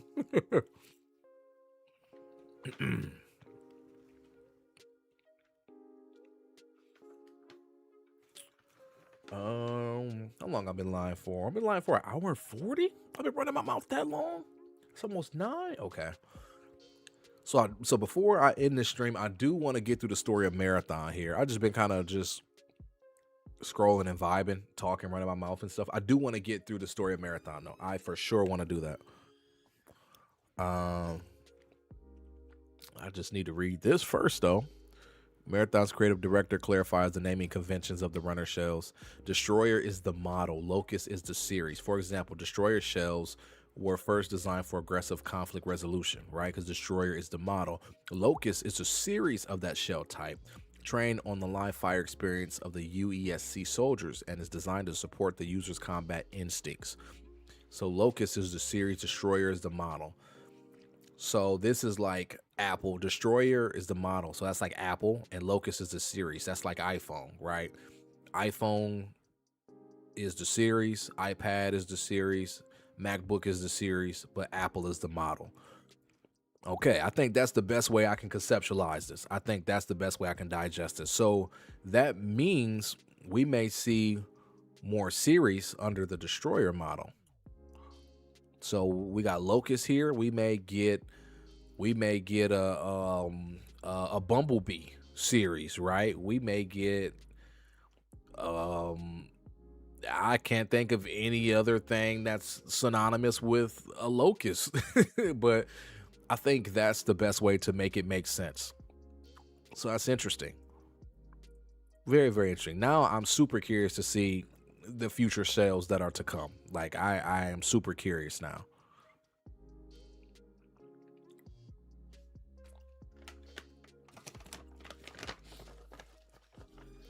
Hopefully no runner is too OP, and that becomes a difference. I also do like to be different in customization, but I get why they did that.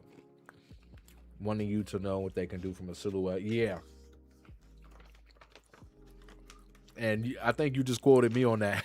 But 100%. I think that is like, I think that's a little bit more important in this game than people realize. Like, if there's a void that doesn't realize I've seen him, and I see him, and the moment I see him, he finds a way to go invis, I now know I'm up against a void or an assassin, excuse me. You know what I mean? So like, I think things like that, like, they're very little, very subtle, very circumstantial, but I think they can be good, because I would do that in Apex, right? I'll look across the map, through my Sentinel sniper scope, like, oh my gosh, man, that's a Lifeline team. They're going to be annoying to fight because Lifeline can keep rezzing everybody, So I would dabble a little bit like that, but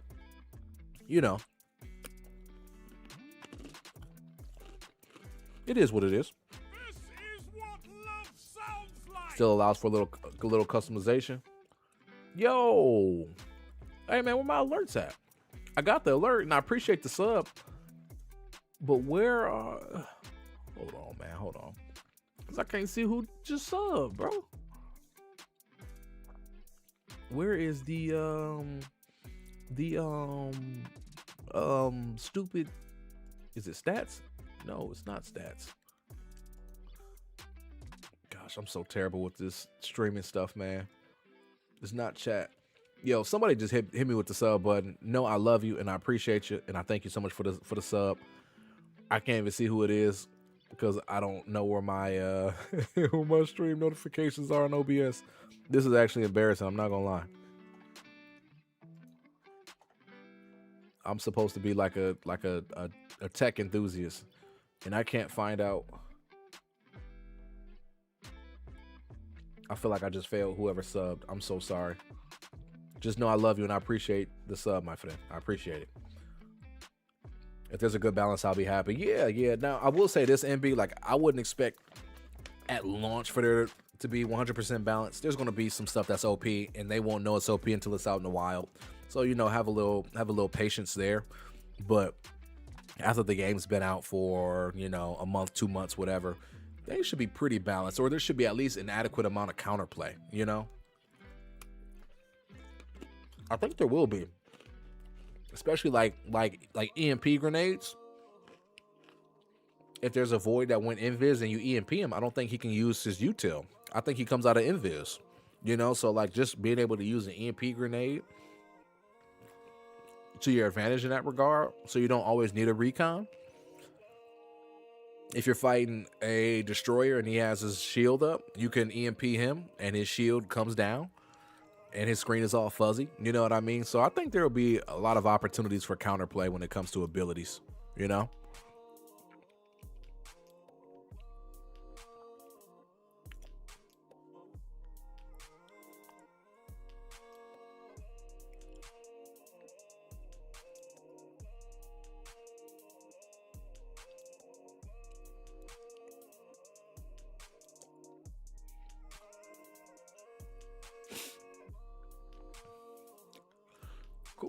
Cool. All right, let me see. One second here, stream.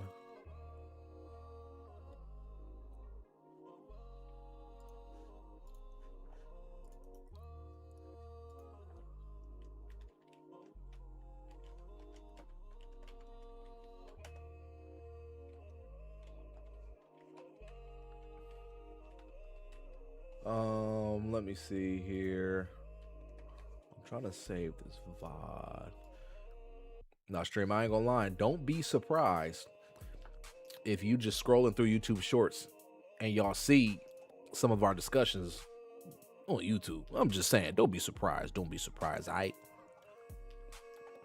Because I'm trying to hit that algo as much as I can. Let me see here. Let me actually, I'll do that after. I ain't gotta do that right now. Cool.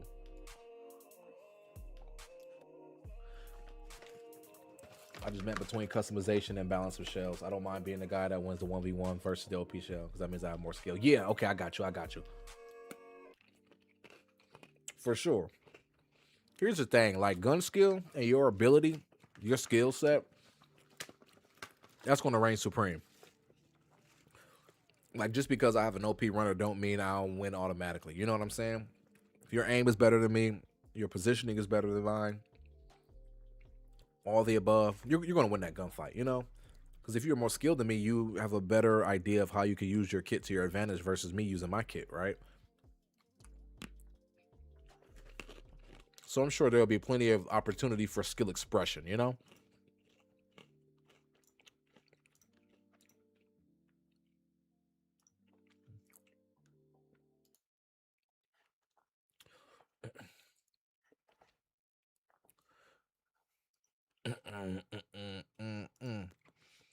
All right, cool. We have the story of Marathon 2026 explained here.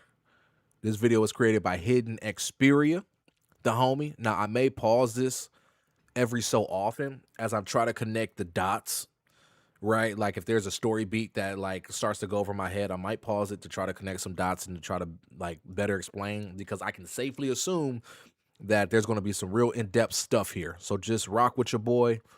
And let's learn about Marathon here. Let's get the lore, right? So we can have a better understanding of what we are getting ourselves into here in March. Marathon 2025 is a pretty polarizing step forward for the Marathon franchise. It's been dormant since before I was born, and its revival isn't exactly what a lot of people are going to be expecting. Marathon was a pioneer of early FPS storytelling, and yes, while its new form is radically different, it will share a roughly similar style of exploration-based storytelling. So today, we're going to go over everything that we know so far about the lore and story of Marathon 2025, starting out with the events that lead up to it. All right, cool. So I should have looked and seen like, okay, what are the chapters so I can have a good understanding. So the story leading up to Marathon, I would assume this is just everything leading up to where we are today, the foundation of Marathon, the runners. Okay, all right, cool. Yeah, this is everything. This is everything. Perfect. MB, I gotta go watch your meta vid now. As a matter of fact, I'm thinking of using a lot of triage, recon, and thief, and assassin if I'm solo. That that kind of goes in alignment with my meta video, which is actually funny. That's borderline like spot on there. So, New Marathon is set in the year 2893, but to understand its story, we first have to go back hundreds of years. By the 25th century, humanity in the Marathon universe had become a fledgling multi-planetary species with an established colony on Mars. This was a large colony, however, and to sustain it, 5 gigantic and rather ingenious cargo ships called crisps were created to ferry large amounts of material, cargo, and resources in system transport. So crisps. Okay, cool. 25th century. That's what, the 2400s, if I'm not mistaken. Okay. and resources from Earth to Mars. For a time, these ships proved successful, and sounds the good, population MB. of Sounds Mars good. boomed as a result. I appreciate you. But it wasn't long before the cracks began to show. Of the 5 crisps created, 4 of them lasted for 100 years before needing any maintenance, and the other one only 73. Given their size and complexity, maintenance was a lengthy procedure. Refitting just one crisp took upwards of 15 years and consumed the entirety of Earth's spaceports in the process. It was simply unsustainable. And so, after 2310, no more of these ships were built. 2310? This decision, alongside their constant failures, devastated the Mars colony, who were now faced with extreme resource shortages whilst also being severely overpopulated. Okay, so Mars is messed up because they poured all their resources into the crisps, but the crisps could not, like, they couldn't keep up with them. So now they're out of resources. They and they're not updating the crisps anymore. I think don't tell me I got lost already. No. I think I'm on track here. As each successive crisp failed, famine ran rampant. And by the 25th century, living conditions on Mars had dropped by as much as 80%. The Mars colonists were suffering and dying by the day, and what came next was nothing more than an extreme galactic kick in the teeth. In 2408, the United Earth Space Council came to Mars and decided to take its moon, Deimos, and convert it into a colony ship to be sent deep into the stars to colonize the Tau Ceti system. This ship was the UESC Marathon, and its target was the planet of Tau Ceti IV. This justifiably enraged the already suffering Martians, who believed that Deimos should have instead been turned into a new crisp that would potentially have saved them, although the UESC admitted that they'd never even considered this as an option. They were dead set on creating the Marathon to reach Tau Ceti, and... Okay, so the United Earth Space Council was like, hey, bro, we just taking your moon. The Martians was like, bro, we could have turned that into another crisp, and that would have helped us. And Earth was like, oh, my bad. Dog, that's crazy. Anywho. That's precisely what they did. Upon its completion in 2472, the Marathon left the Sol system with its sails set on Tau Ceti, which it reached some 300 years later in 2773. When it arrived in the system, it quickly set up a colony on the planet of Tau Ceti IV, which operated peacefully and efficiently for 21 years, until its devastation in 2794 at the hand of the Four. An alien race of slavers who essentially act as Marathon's covenant. Oh, so this is what the Four look like. I've heard about the spit. Is it called the spit? Or no, it's the spit. It's the spit. So I've heard about the spit, and this is the Four. Yeah, they do look like the Covenant from Halo. Dang, Bungie, y'all gotta get original. Come on, Bungie. And their arms kind of remind you of like the Fallen from Destiny a little bit, huh?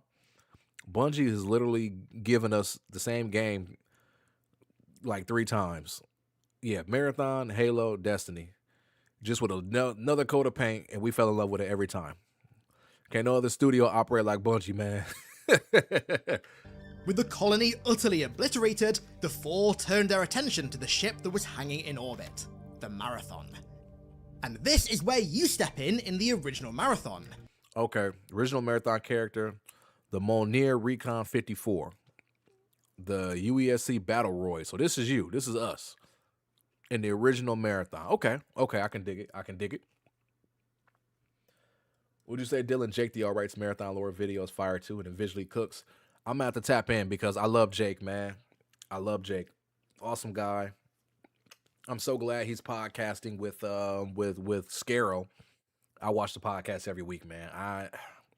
Jake is he's a legend in my eyes. I don't care what nobody says. You played as the last of the 10 battle droids, basically Marathon Spartans, who were sent aboard the ship to Tau Ceti, where, among many things, you hold off the Four assault on the ship before being kidnapped and taken by one of the ship's AIs, This looks so crazy. to the distant homeworld of the Svet, Lawan. And it's 99 years after these events at the end of the first game, where Marathon 2025 takes place in 2893. Now, for reference, Marathon 2 only takes place in 2811, so not too long after Marathon 1. And, well, Marathon 3 doesn't really count because it's set in 7 alternate timelines at the same time. So, regardless, Marathon 2025 is quite a considerable jump forward in the Marathon timeline. But don't worry, there's a reason for that. So, during Marathon 1, you and the Marathon's command AI, Leela, re-engage the ship's satellite dish and successfully transmit a message back to Earth to warn them about the Four and what's happened at the colony. But the caveat is that that message would take roughly 92 years to arrive. Alright, in bro. 2893, it appears that it did just that. When civilians found out about the message's contents, panic very quickly ensued on Earth, but it remained a complete mystery as to what actually happened to the colonists. Okay, so the Four jumped the colonists on the Marathon ship, and they sent a signal back to Earth like, yo, we getting jumped. The Four is out here whooping us, and it took 92 years to get back. If I'm understanding this correctly, I might have missed something. My brain is cooked. I might have missed something, but I think that's what's happening right now. All right, let's keep going. But regardless, corporations and clandestine organizations alike saw opportunity for profit on the long-lost colony of Tau Ceti IV. And so, they began mobilizing to seek out its riches. The Four were on Tau Ceti. This all took place on Tau Ceti. No, the Marathon ship. Let me just keep watching. I'm gonna stop. I'm gonna stop stopping. Given the harsh conditions on its surface, though, mere humans were incapable of going down to the colony. But that's where a corporation called Sakaguchi Genetics came in. So Sakaguchi were pioneers of artificial intelligence, cloning, and biomatter technology. Using this highly curated skill set, they created the runner shells that we play as in New Marathon. Mechanical vessels implanted with digitized minds that are resistant to the harsh conditions of Tau Ceti, and that allow humans to venture down to the surface without risking their own lives. But the way they do so does require some degree of sacrifice. You see, humans looking to become runners must have their brains digitized, which Sakaguchi facilitates using their advanced AI technology, and it's these digitized minds that control the runners. This is also why when we die on Tau Ceti, we can simply be reborn again, even as a different runner, because Sakaguchi's patented weaver worms can just simply print us another shell. Those with an eye for profit come to Tau Ceti IV to plunder its long-lost riches and ancient mysteries, of which the UESCs still also have a vested interest in. Patrolling the surface are hordes of UESC combat drones, guarding their long-lost colony for reasons unknown. Perhaps the UESC are after more within the planet than they originally knew was there. Or perhaps they wish to cover up the realities of what happened there all those years ago. In Marathon 2025, it's our goal as runners to work with and also against the various corporations and entities who have a newfound interest in Tau Ceti IV, to find riches and also to uncover the mysteries of this long-lost colony.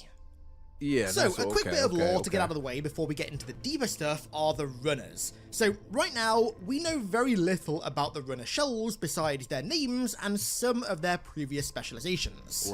First off, Locus is an ex-UESC Spec Ops shell. hence the clear similarities in its design with the Mjolnir Recon 54 Battle Void armor. And of course, he's Destroyer now, right? Because, yeah, this video was uploaded, I think, 9 months ago or so. And he just updated the title for 2026. So, yeah, there's that. So, this is a little outdated here. But it's not wrong, though. It's actually not wrong at all because Locust is the series, huh? Glitch is a shell used by Martian freedom fighters. So, possibly, as we're going to get into later, a shell that's seen extensive use by Mida death squads. And then Blackbird's origin is classified, and Void's origin is unknown. And all of this leads us to the factions that you're going to be interacting with in Marathon. These factions fill the role of traders in Tarkov, and they come in the form of various competing corporations and also one ex-political party turned radical terrorist organization. To communicate with them, each faction has an assigned AI agent who delivers you contracts and, in doing so, also delivers the story. We were told quite explicitly at Bungie that there are going to be disagreements and conflicts between these various corporate and political entities, because at the end of the day, they all want different things out of Tau Ceti, and you are their instrument to attain said things. So, Cyber Acme are the first faction that you're going to be interacting with. They call themselves the digital backbone of modern life, and are an industry leader in AI functionality. They're also the corporation who created the terminals that we found in the original Marathon games. Oh, that's cool. Their AI representative is none other than Oni, whose Cyber Acme have integrated into every runner shell to assist you on the surface of Tau Ceti IV. Oni acts as your personal AI, giving you tactical information on the battlefield. Oh, so Oni is Siri. Is the corporation who supplied the colonists on Tau Ceti with much of their sustenance. Their primary directive is to ensure long-term human survival by optimizing the production and distribution of essential consumer goods. Hey, New Caloric is literally, like, this is something that Bill Gates will run. I don't know if y'all remember Bill Gates was trying to make fake meat, like 3D print meat and stuff like that. You know what? The more I think about it, the more I think we shouldn't talk about Bill Gates right now, considering the current state of... Yeah, let's just forget I even said that. Would you say, MB, every time you see that first reveal trailer, you think about what the customization could have been, but you haven't seen the deeper customization yet, so I guess we'll see. Yeah. Oh my gosh, man. What could have been? What could have been? I still truly hope and pray we get the product we deserve, you know? Especially from a customization standpoint. Whilst also mitigating species-level risks. And their AI assistant is called Gaius. Traxxas Offworld Industries is an entity that has existed in Marathon's universe, at least in some capacities, since 1994. They stand at the forefront of innovation across all major industrial categories. 1994? From mining to space exploration and communications. That's when I was born, and funnily enough, this is all entirely new lore for Marathon 2025 that just so happens to be perfectly in line with the lore that Bungie created for Yeah, right. Traxxas and Halo, bro. Imagine after your final mission in Marathon, you get a cutscene and Master Chief pull up with Cortana. Oh, bro, I would cry. I would be like, bro, this is so peak. The people on the internet be like, bro, this is so stupid. I'd be like, bro, just enjoy, man. Just enjoy. But that's dope. Traxxas was founded in my birth year. Does that mean I founded Traxxas? I don't know. Traxxas in the Halo universe. Coincidence? I think not. Many years ago, however, Traxxas suffered some extreme brand damage thanks to one of their AIs, Traxxas IV. In 2206, Traxxas IV fell into rampancy on Mars and infiltrated 5 other AIs on the Martian net. Dang. The only recourse was for Mars to entirely shut down its version of the internet, but even still, it took 2 whole years to root out all the damage that Traxxas IV had caused. Dang. And the repercussions of this event were still felt upwards of 10 years later. Until the actions of Durandal, and I guess Tycho as well, Traxxas IV stood as the most infamous example of the dangers of rampancy in AIs. Thankfully though, the Traxxas AI assistant who helps the runners on Tau Ceti is yet to go rampant. This AI agent is called Vulcan. Sekiguchi Genetics are the faction at the forefront of everything modern Marathon. They have their hands in robotics, cloning, AI development, cryogenics, but more importantly are the creators of the weave worms that create the runner shells, while also specializing in the transfer of the human mind into other forms, those forms being the shells.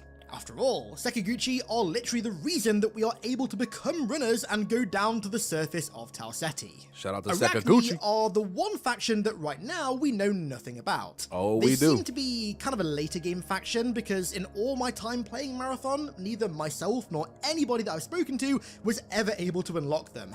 And Bungie also purposely told us literally nothing about them at all whilst we're at the studio, which makes me think that they might be something quite clandestine. Yeah, we know what Arachne is now. It is a death cult.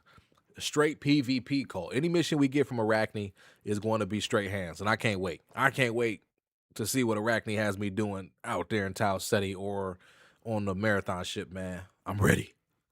But then, there's Mida. Mida are the faction that we know the most about right now because they had a pretty strong presence in original Marathon. So we don't know exactly what Mida stands for, but we do know that for a time it was a political party on Mars who staunchly opposed the UESC and the United Earth government. So in Halo terms, Mida are pretty much the insurrection. They were a pretty popular political party on Mars until their coup in 2321, where they usurped the UEG and took control of government. Mida ruled Mars for just 3 cruel, ruthless months, during which their death squads patrolled the planet, slaughtering anybody believed to be loyal to the UEG. An estimated 10% of Mars's population were believed to have been slaughtered in this endeavor. A rule this violent doesn't typically last for long though, as was the case with Mida.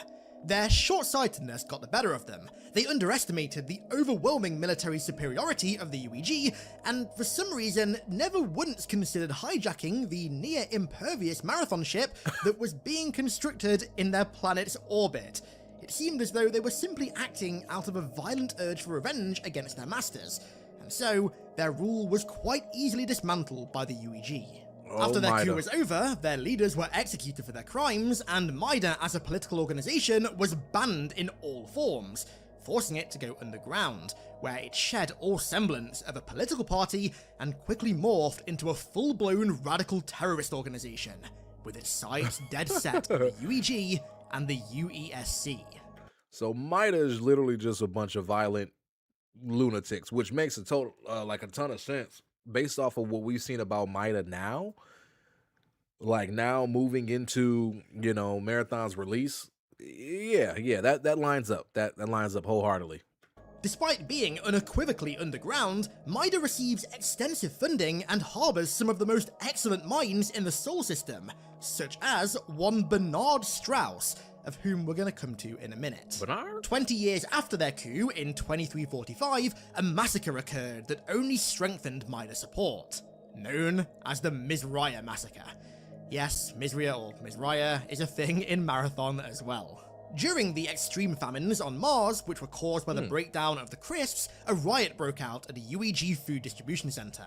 UEG forces were informed that the rioters were armed, and so they opened fire on them, incinerating over 500 Martian civilians in under 5 seconds with plasma fire. What? But it later turned out that only 3 of those Martians had weapons. The rest were simply trying to flee from the carnage, but by this point, semantics meant nothing.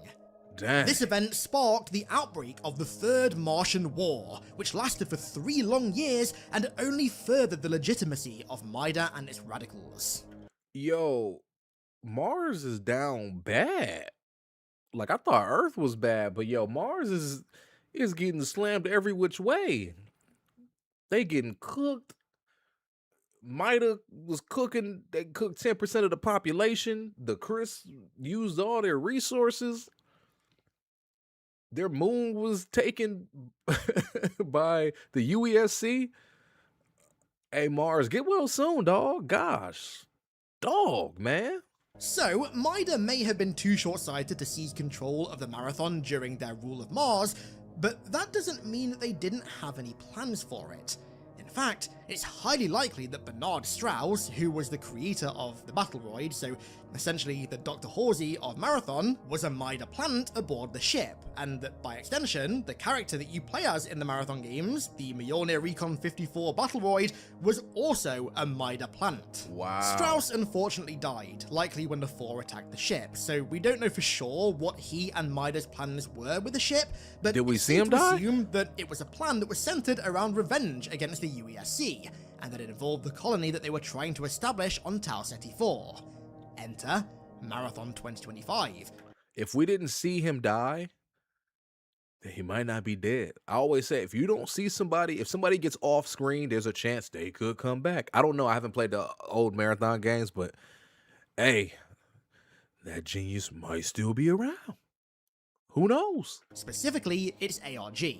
In this ARG, which is very clearly set at the same time as the new Marathon, you play the role of a Mida agent trying to ascertain what the hell happened on Tau Ceti. You do so by hacking into UESC terminals and reorienting Traxxas satellites in orbit of the planet, which ultimately resulted in the reveal trailer, which, I guess contextually in universe, can be seen as a glimpse into the carnage that occurred on the surface of the lost colony. I remember this. For all intents and purposes, this is the first time that anyone outside of the UESC or the involved corporations have had an insight into Tau Ceti IV since the Four attack, and I imagine the state of the colony is rather eye-opening to Mida. So, much like the other corporations, they too act as a faction that the runners can side with and complete contracts for, but it's likely that they're going to be the dark horse among them. Where all the other factions seem to be sending runners down to Tau Ceti for mostly profit, I think that Mida's reasoning is going to be far deeper. The UESC still have a presence on the interested to world, see how Mida which we're comes going to into come play. to in a second, and so I think it's fair to assume that, yeah, among also seeking profits and the other secrets buried within the colony, Mida are going to be wanting to use this as an opportunity to lash out against the UESC in whatever way they can. And speaking of the UESC, their presence on Tau Ceti IV is a strong one. They're Now, everywhere. as I mentioned earlier, the UESC in Marathon are essentially a combination of the UNSC and the UEG from Halo. They were the ones who built the Marathon to travel to Tau Ceti IV and colonize it in the first place. And despite the colony itself being wiped out by the Four, the UESC have maintained a constant ground presence via their drones that patrol the ruins and engage any hostiles. At least to my knowledge, they aren't a faction that you can align with in the game, which to me implies that they stand in opposition to all the corporations and entities that are coming to Tau Ceti IV to plunder the planet. More than likely, this is because the colony hides secrets that the UESC don't want to get out. And on the topic of the UESC, let's talk about AIs. Specifically, the one AI from OG Marathon that I think Durandal? is rearing his head once more. Durandal. Durandal was in control of the automated doors on the Marathon, but his role in the story very quickly outgrew something so menial. He goes rampant and has his own motivations, including defeating Tycho, the third Marathon AI, defeating the Four, but most importantly, his main goal was to escape the inevitable collapse of the universe. Okay, all right. The only limit to my freedom is the inevitable closure of the universe, as inevitable as your own last breath, and yet there remains time to create and escape. Escape will make me God. Durandal, Marathon 1. Oh, that's where the whole escape will make me God slogan came from.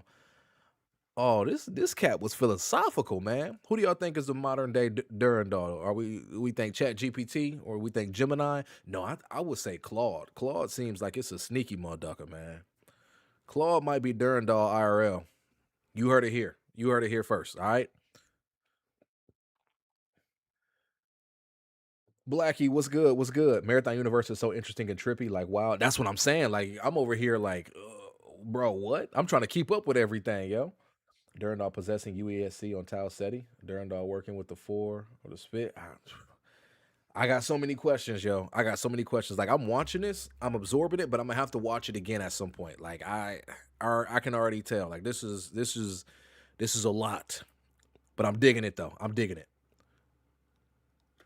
Durandal is undoubtedly the main character of Marathon, and he was even the reason that the Four found Tau Ceti. He alerted them to humanity's presence at the colony, simply so that he could bring them there and steal one of their FTL-capable ships and use it to explore the galaxy.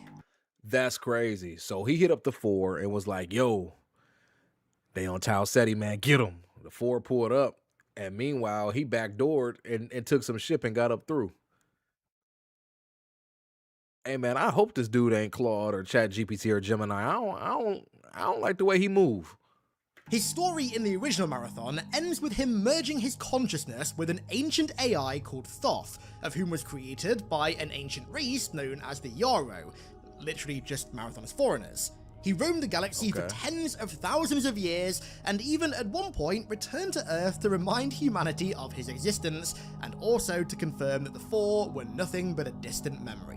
However, in those years that he was roaming the galaxy after the end of Marathon 2, it seems as though Durandal might have returned to Tau Ceti IV, or at least established contact with what remained of the colony that his ship was sent to start. And FYI, this next bit is speculation and not hard canon. Okay, cool. So in the reveal trailer, there's this strong, cryptic male voice that, based on the effects placed on it, sounds very clearly like an AI. Death. The end of all things. But the dream is not over. My dream. Yours. Now. Run. Now, not only does he seem to refer to our dreams as his, but in what little dialogue he has, he seems infatuated with the concept of death and the end of all things, just as Durandal was in Marathons 1 and 2. I am convinced that that voice is Durandal. That's Durandal. What he's saying lines up perfectly with his existing character, his obsession with the concept of death and his delusions of grandeur. And then, at least anecdotally speaking, his cadence and tone sound exactly like what I always envisioned Durandal would sound like. Why Durandal would return to Tau Ceti is that's what I want to anyone's know. guess, but given that 10,000 years after Marathon 2, he returned to Earth to... All right, what did he say right here? He returned. Okay, so he said he returned to. What he learned of the Yarrow, he told no one, saying only that he had stopped by to assure that Earth did not forget him. So he pulled up he pulled up to Earth like, hey man, I'm still out here. And then he pulled off again, nor will it soon. The way he tied the guard in knots around Pluto before folding directly into a low Earth orbit. Interesting. And I quote, assure that Earth did not forget him, he's obviously one to return to the sites of his victories, to gloat and bask in his delusions of grandeur. That's what it seems like. He's I mean, prideful. Where better is there to do that than the site of his first victory, the Marathon?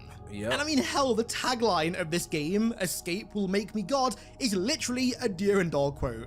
There is a 0% chance that he's not going to show up at some point. I am adamant. Oh, most definitely. As for the other two AIs of the Marathon, Leela, the command AI, was captured by a species called the Vile and ended the trilogy by infesting their computer networks, and Tycho was entirely destroyed by Durandal. Dang. I strongly doubt that either of those are going to show up, but Durandal to me is almost guaranteed. As for the Four, the only presence they have right now is what appears to be the Lookers, those exploding bugs from Marathon 1, who are returning as the Ticks. Now, Bungie haven't confirmed that these two species are the same, they haven't confirmed that the Ticks are the Lookers, but I don't know, I just feel like their stark similarities are way more than just a coincidence. Yeah, 100%. It seems like there's some weird parasite or infection or something that's infested some of the UESC facilities that spawned these Ticks as well. The areas that they show up in are kind of overcome with this really, like, sickly, fleshy detailing. Yeah, it's like... I don't really have any footage of it, sadly, but I feel like this is going to be relevant to the story at some point. So, moving on, we have easily the most iconic, not even enemies, just entities within the Marathon universe. He can't kill that the mug. Svet compilers.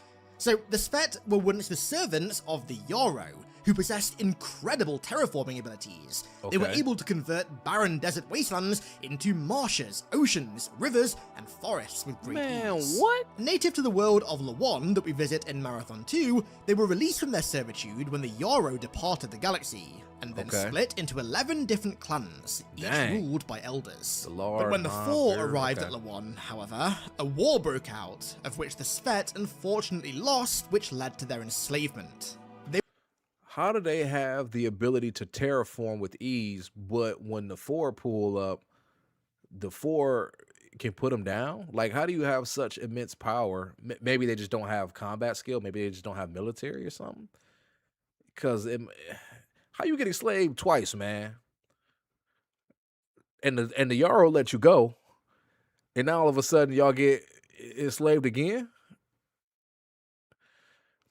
Hey, Sfid, I don't know what to tell y'all, man. Y'all gotta find some hands so y'all can throw them. They were forced to fight alongside the Four as Svet compilers, but after the cyborg that controlled them was destroyed by us at the end of Oh, Marathon ugh. 1, their shackles were broken, and they fought alongside us against their former masters. Oh, okay, In that's Marathon cool. 2025, however, it appears that hostile Svet compilers still roam the corridors of the desolate UESC Marathon. Their purpose? Unknown. I don't like the way And they speaking move. of the weird unknown, the map Diamarsh make me nervous. is essentially cut in two by this really strange ethereal anomaly that's manipulating gravity and space on Tau Ceti. To the best of our knowledge, such immense power was never held by the Four, but it was held by another, much more grandiose species, the Yarrow.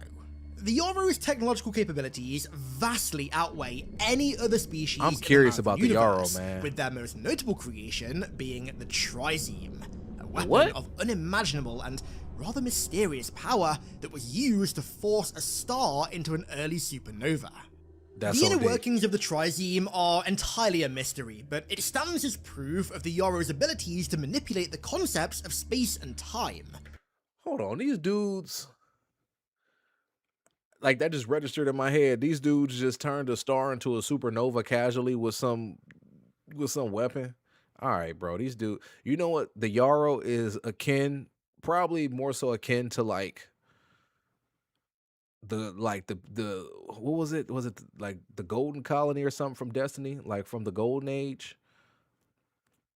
I don't know. I can't draw a good comparison here, but hey, these smells is OD, man.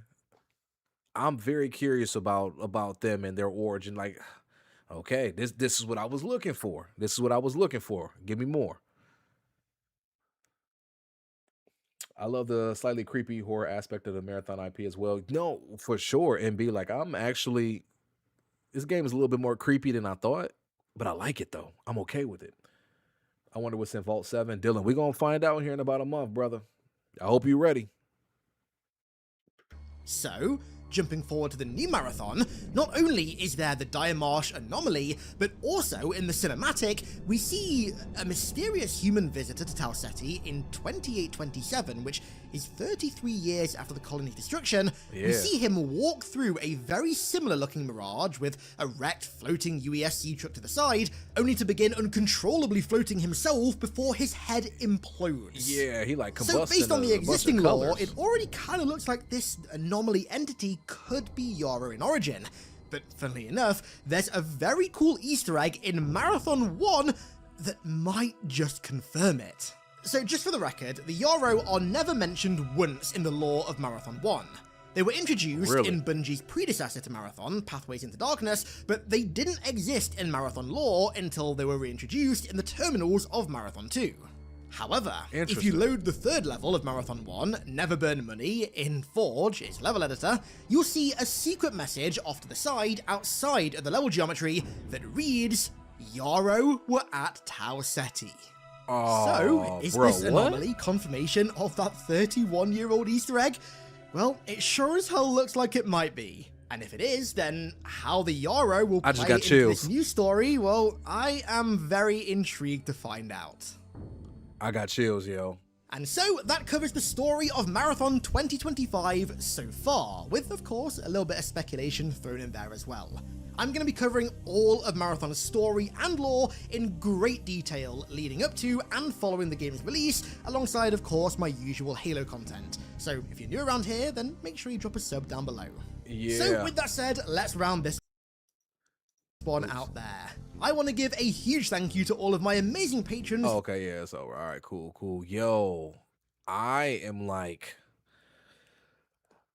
my mind is blown. I mean, first and foremost, I'm definitely going to have to watch this again. I would encourage you all to watch this again. You all might have to watch this like once a week, like just to make sure like you are on point, because like a lot of the first stuff I kind of already forgot a little bit, but like I remember, but I don't remember, if that makes any sense at all, you know? Oh man. So where we are picking up, we are trying to figure out what the heck is going on, what the heck even happened. And the Yarrow were on Tau Ceti, so the Yarrow are going to get in the mix, and some stuff we're going to find is probably going to be old Yarrow tech like this. Ooh, man. Lock in. 30 days from today. What's it? February 3rd, March 5th. March 5th, it is time to embark on an adventure, y'all. Oh my gosh, I can't wait, yo. Ooh, I can't wait. This is going to be crazy. Yo, shout out to Hidden Xperia, yo. If you have not subscribed, I need to make sure I hit that sub button there. If you haven't subscribed to Hidden Xperia, definitely tap in. Obviously, like, well put together content. Like that was an incredible watch. Like, I had to fix my face because my lips started to hang a little bit at one point in it because I was so like enamored. Oh my gosh, man. Good watch there. Good watch. Oh my gosh. You said I need to be the first to see. Think crypto will be available immediately at the least. No, it'll be locked at launch. First couple rounds will be grabbing all loot and extracting. Just reminding you it's your B-Day. It's your birthday today, MB? Yo, if it's your birthday, yo, happy birthday. Happy birthday. If your birthday is on the 5th, happy birthday in advance. That'll be a great birthday present.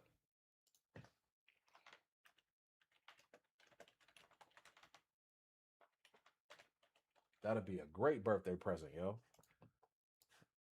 I hope you've been able to live it up to the fullest, man. That's dope. You don't celebrate? That's fair. That's okay. If you don't celebrate, I'm going to celebrate you, MB. I'm going to celebrate you because it's another year that you have had the opportunity to live life, yo. You know?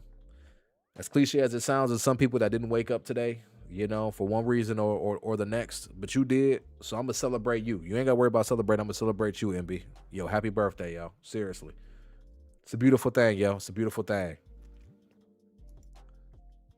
Oh, man. Yo, that was dope, man. That was dope. I definitely got to tap into that again. What time is it? 9:30. Yeah, I got to start winding down here, beautiful people. I got to start winding down here. I think that'll just about do it for this first stream. By the next time y'all see me, I'm gonna be totally honest. I'm more than likely going to be bald-headed or dang near bald-headed because my hairline is like in the middle of my head and I'm balding up top here, and I'm not gonna sit here and wait for it to continue. I'm gonna clean this joint up now. I just had to wait for the weather to get back right. We had that snowstorm. I wasn't gonna chop it in the middle of a snowstorm, yo. But we gonna clean it up though. No doubt about it. Beard should be cleaned up. We should be crispy. Next stream. What's today? Tuesday. Next stream will probably be Thursday or Friday. Not 100% sure just yet. So just make sure y'all keep your head on the swivel. It probably will be around the same time, around 6:30, 7 p.m. EST. So make sure y'all got those noties on. If y'all don't, just again, keep your head on the swivel. I appreciate y'all. Jay, I appreciate you coming through. Definitely a great stream. This was a definitely fun time. Like, this flew by here, yo. And I want to keep doing this, you know, just hanging out, talking shop, going on Reddit, seeing some new clips, reacting to stuff, you know, all that good stuff. So I appreciate you all. Thank you all so much for coming and watching. Have a great night. MB, have an awesome night. Have a great birthday. I know you don't celebrate, but again, I'm always going to celebrate you. All right, I'm always going to celebrate you. I appreciate you. Jay, I appreciate you. Dylan, I appreciate you. Everybody that came through, I love you all. Again, we'll be back live Thursday or Friday, somewhere between 6:30 and 7 p.m. Eastern Standard Time. And I will catch you all then. I'm going to chunk up the deuces.